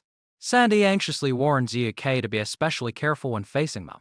Facing ZK, Venian smugly raised a magical artifact in his hand, sneering that his defeat was already sealed and the East Hall never stood a chance. Yet, the contemptuous silence and calm demeanor of ZK made him feel deeply insulted. The announcer's booming voice echoed across the arena. The 7th match between the East Hall and the West Hall begins. But before anyone could react, in the blink of an eye, ZK had charged forward and landed a punch straight into Venian's face. It sent him flying, to the utter shock of everyone present. The entire arena fell into stunned silence at ZK's lightning-fast and powerful counterattack. Even the supervising official's expression changed, unable to believe his eyes at the terrifying strength of this child. ZK looked at his enemies struggling to get up and smirked mockingly. "For someone who's always talking about real combat, you seem pretty careless." He held out his hand, taunting Lai, his amber eyes glowing with a crazed light. Well, how do you like it? Isn't this what you wanted? A real fight. In that case, I'll fight in real combat mode too. Witnessing this sudden turn of events, Venian's subordinates cried out in alarm. Venian clutched his bleeding face, exclaiming in pain and shock. He couldn't believe he hadn't even seen it coming before his EEK punched him like a child. Observing the aura around his opponent, GEK mused. Wind-based power. Huh? I see. He realized Venian must also belong to one of the 4 great clans, and this was his family's signature power. Venian could only grit his teeth and curse in utter frustration. Have you had enough yet? How does a taste of real combat feel? He smiled provocatively, revealing that he had intentionally mimicked Venian's own cowardly style just to give him a taste. Insulted, Venian became enraged and was about to charge, but ZEK vanished right before his eyes. In a flash, Yikai appeared right behind his opponent with a cold gaze. He declared flatly, "That's twice now," and landed another blow that sent Venian flying helplessly. What the hell is this? What's happening? How can someone like me be dealt with so easily? While he was lost in his bewildered thoughts, GEK closed in. His eyes sharp with mockery. Well now, looks like you're lost in thought in the middle of a real battle. Huh? He added a sentence that sent a chill down Venian's spine. You must feel pretty safe, right? Then he suddenly threw a powerful punch straight into his opponent's stomach, making him cry out in pain before collapsing to the arena floor. Standing before his fallen enemy who was coughing up blood, KR calmly declared, "That's the 3rd time." Venian rumbled, trying to gasp. What the hell are you talking about? I don't understand. Juriike pointed a finger straight at his face and explained coldly. You still don't get it. I'm talking about how many times you've died already. He began to list the fatal points he had struck. First, your face. Second, your neck. Third, your heart. Kai asserted that in a real fight, Venian would have already died 3 times, and the only reason he was still alive was thanks to his mercy. Venian looked at his trembling hands in shock, stammering in despair. Impossible. GRK suddenly delivered a brutal kick to Venian's head, sending him flying. He casually reminded him, "Oh, great. This is real combat, isn't it?" Venian tumbled through the air and crashed onto the arena floor as Zikai announced that the break time was officially over. Witnessing this terrifyingly one-sided scene from the stands, Sandy and DDG were frozen in shock. Sandy trembled as she realized this wasn't even a match anymore. It was a one-sided torture that defied all normal rules. Looking at the current situation, IDG bitterly realized that his dramatic fight with ZEK earlier had probably been nothing more than a friendly spar. He was stunned by ZEK's absurd and unfair power as he saw him radiating a dark, oppressive aura. Standing proudly before Venian, who was lying on the ground, ZEK asked loudly, "So, have you started to understand what a real fight is yet?" He acknowledged that his opponent's view of crushing the enemy on the battlefield was correct, and asserted that the West Hall members would likely become excellent warriors in the future. ZRK looked at Venian struggling to get up and casually splashed another dose of cold water on him. But this isn't a battlefield. It's happening under the supervision of instructors. And we even have recover potions. You could say this is a pretty soft environment for someone who's always talking about real combat. Faced with his opponent's frustrated silence, Jui K smirked. His amber eyes flashed with a sharp glint. In short, the real combat you're talking about is far from touching its true essence. All you're doing is running away from your own weakness. Isn't that right? His pride wounded, Venian roared furiously. Shut up. A violent gust of wind energy erupted, tearing up the ground around him as he lost control. A bastard child like you has no right to lecture me. Facing Venian's rage, Zhike remained unfazed, even teasing him. Oh, so you're in that rebellious phase, are you? Well then, there's no other way. Zhike got into a ready stance and declared loudly, I'll take you on. So come at me and let out all that frustration. Venian charged like a wild beast, screaming, You stubborn bastard. I told you to shut your mouth. Stop acting like you know everything. He swung his fan, unleashing his wind fan art with the raging wind blades technique, creating sharp blades of wind that tore the arena floor to shreds. In his mind, Venian was screaming in desperation.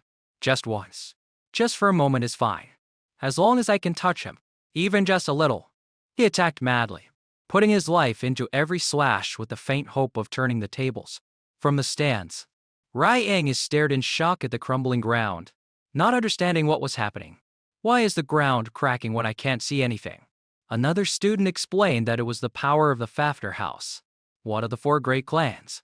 Their wind-based aura was invisible to the naked eye, creating extremely dangerous, unseen attacks. Sandy, sitting in the distance, smirked with contempt. Such a dirty power. It suits them perfectly. Although Ray Yang has acknowledged this was an incredibly tough opponent with relentless, invisible attacks, he still watched with concern. In the arena, Venian was completely devastated. Why? Why won't any of my attacks land? Are you mad yet? Really mad? Well, no surprise there. If you're that mad, just give up and go get some sleep. Zhou Aike casually dodged with his eyes closed while nonchalantly flicking him on the head. It's much easier if you just go with the flow. Venian clutched his head and yelled in frustration. What? Stop spouting that nonsense. Zhou Aike moved gracefully like a phantom, constantly pointing out his openings. There it is, again. You're full of openings. Despite Venian frantically swinging his fan and screaming. You evil brat. I said that's enough. If you know what's good for you, get out of my sight. Zhou continued to move with incredible skill between the blades of wind, his eyes still closed. He sighed with exasperation. Ah, the rebellious phase indeed. Zhu asked casually. So, feeling any better yet? Venian roared in utter frustration. Better my ass. Don't mess with me. I'll kill you. Zhou sighed quietly. He assessed that Venian's resilient will was admirable for a warrior, but his body had actually reached its limit long ago. Very quickly, Zhou closed the distance and landed another punch in Venian's stomach, causing the poor guy immense pain. He coldly warned that if he continued like this, Venian would only suffer more, and suggested they end the match here. However, Venian stubbornly clung to Zhou's leg. His hand suddenly glowed with a sinister, purple aura, seeing his opponent kneeling at his feet but refusing to let go. Zhou muttered, Good grief. You're pretty tough, aren't you? So you still want to go all the way? Suddenly, Venian burst into maniacal laughter. The sound echoed across the arena, making Zhou wonder what he was plotting. Venian's eyes suddenly turned crazed. He looked up at Zhou with a terrifying smile. You're finished. Instantly, a violent, blue-green wind energy erupted, enveloping his body. It created a powerful shockwave that made Zhou wonder in shock. What is that power? Venian poured all his remaining strength into unleashing his wind fan art's ultimate technique. Bullet of raging wind. Powerful vortexes of wind shot straight at Zhou, making him exclaim, Before he was completely engulfed. Witnessing the shocking scene, Reincarnates cried out in horror. Oh my god. Did he actually hit Sir Zhou? In the stands, IDGG has continued to watch silently with a thoughtful expression. A student next to him remarked that Zhou seemed strange, which made IDGG narrow his eyes and ask what she meant. In the midst of the battle's climax, Sandy managed to bring Laika and Marin back to the spectator area. Seeing their teammates were safe, Reincarnates and Drick rushed over to check on them.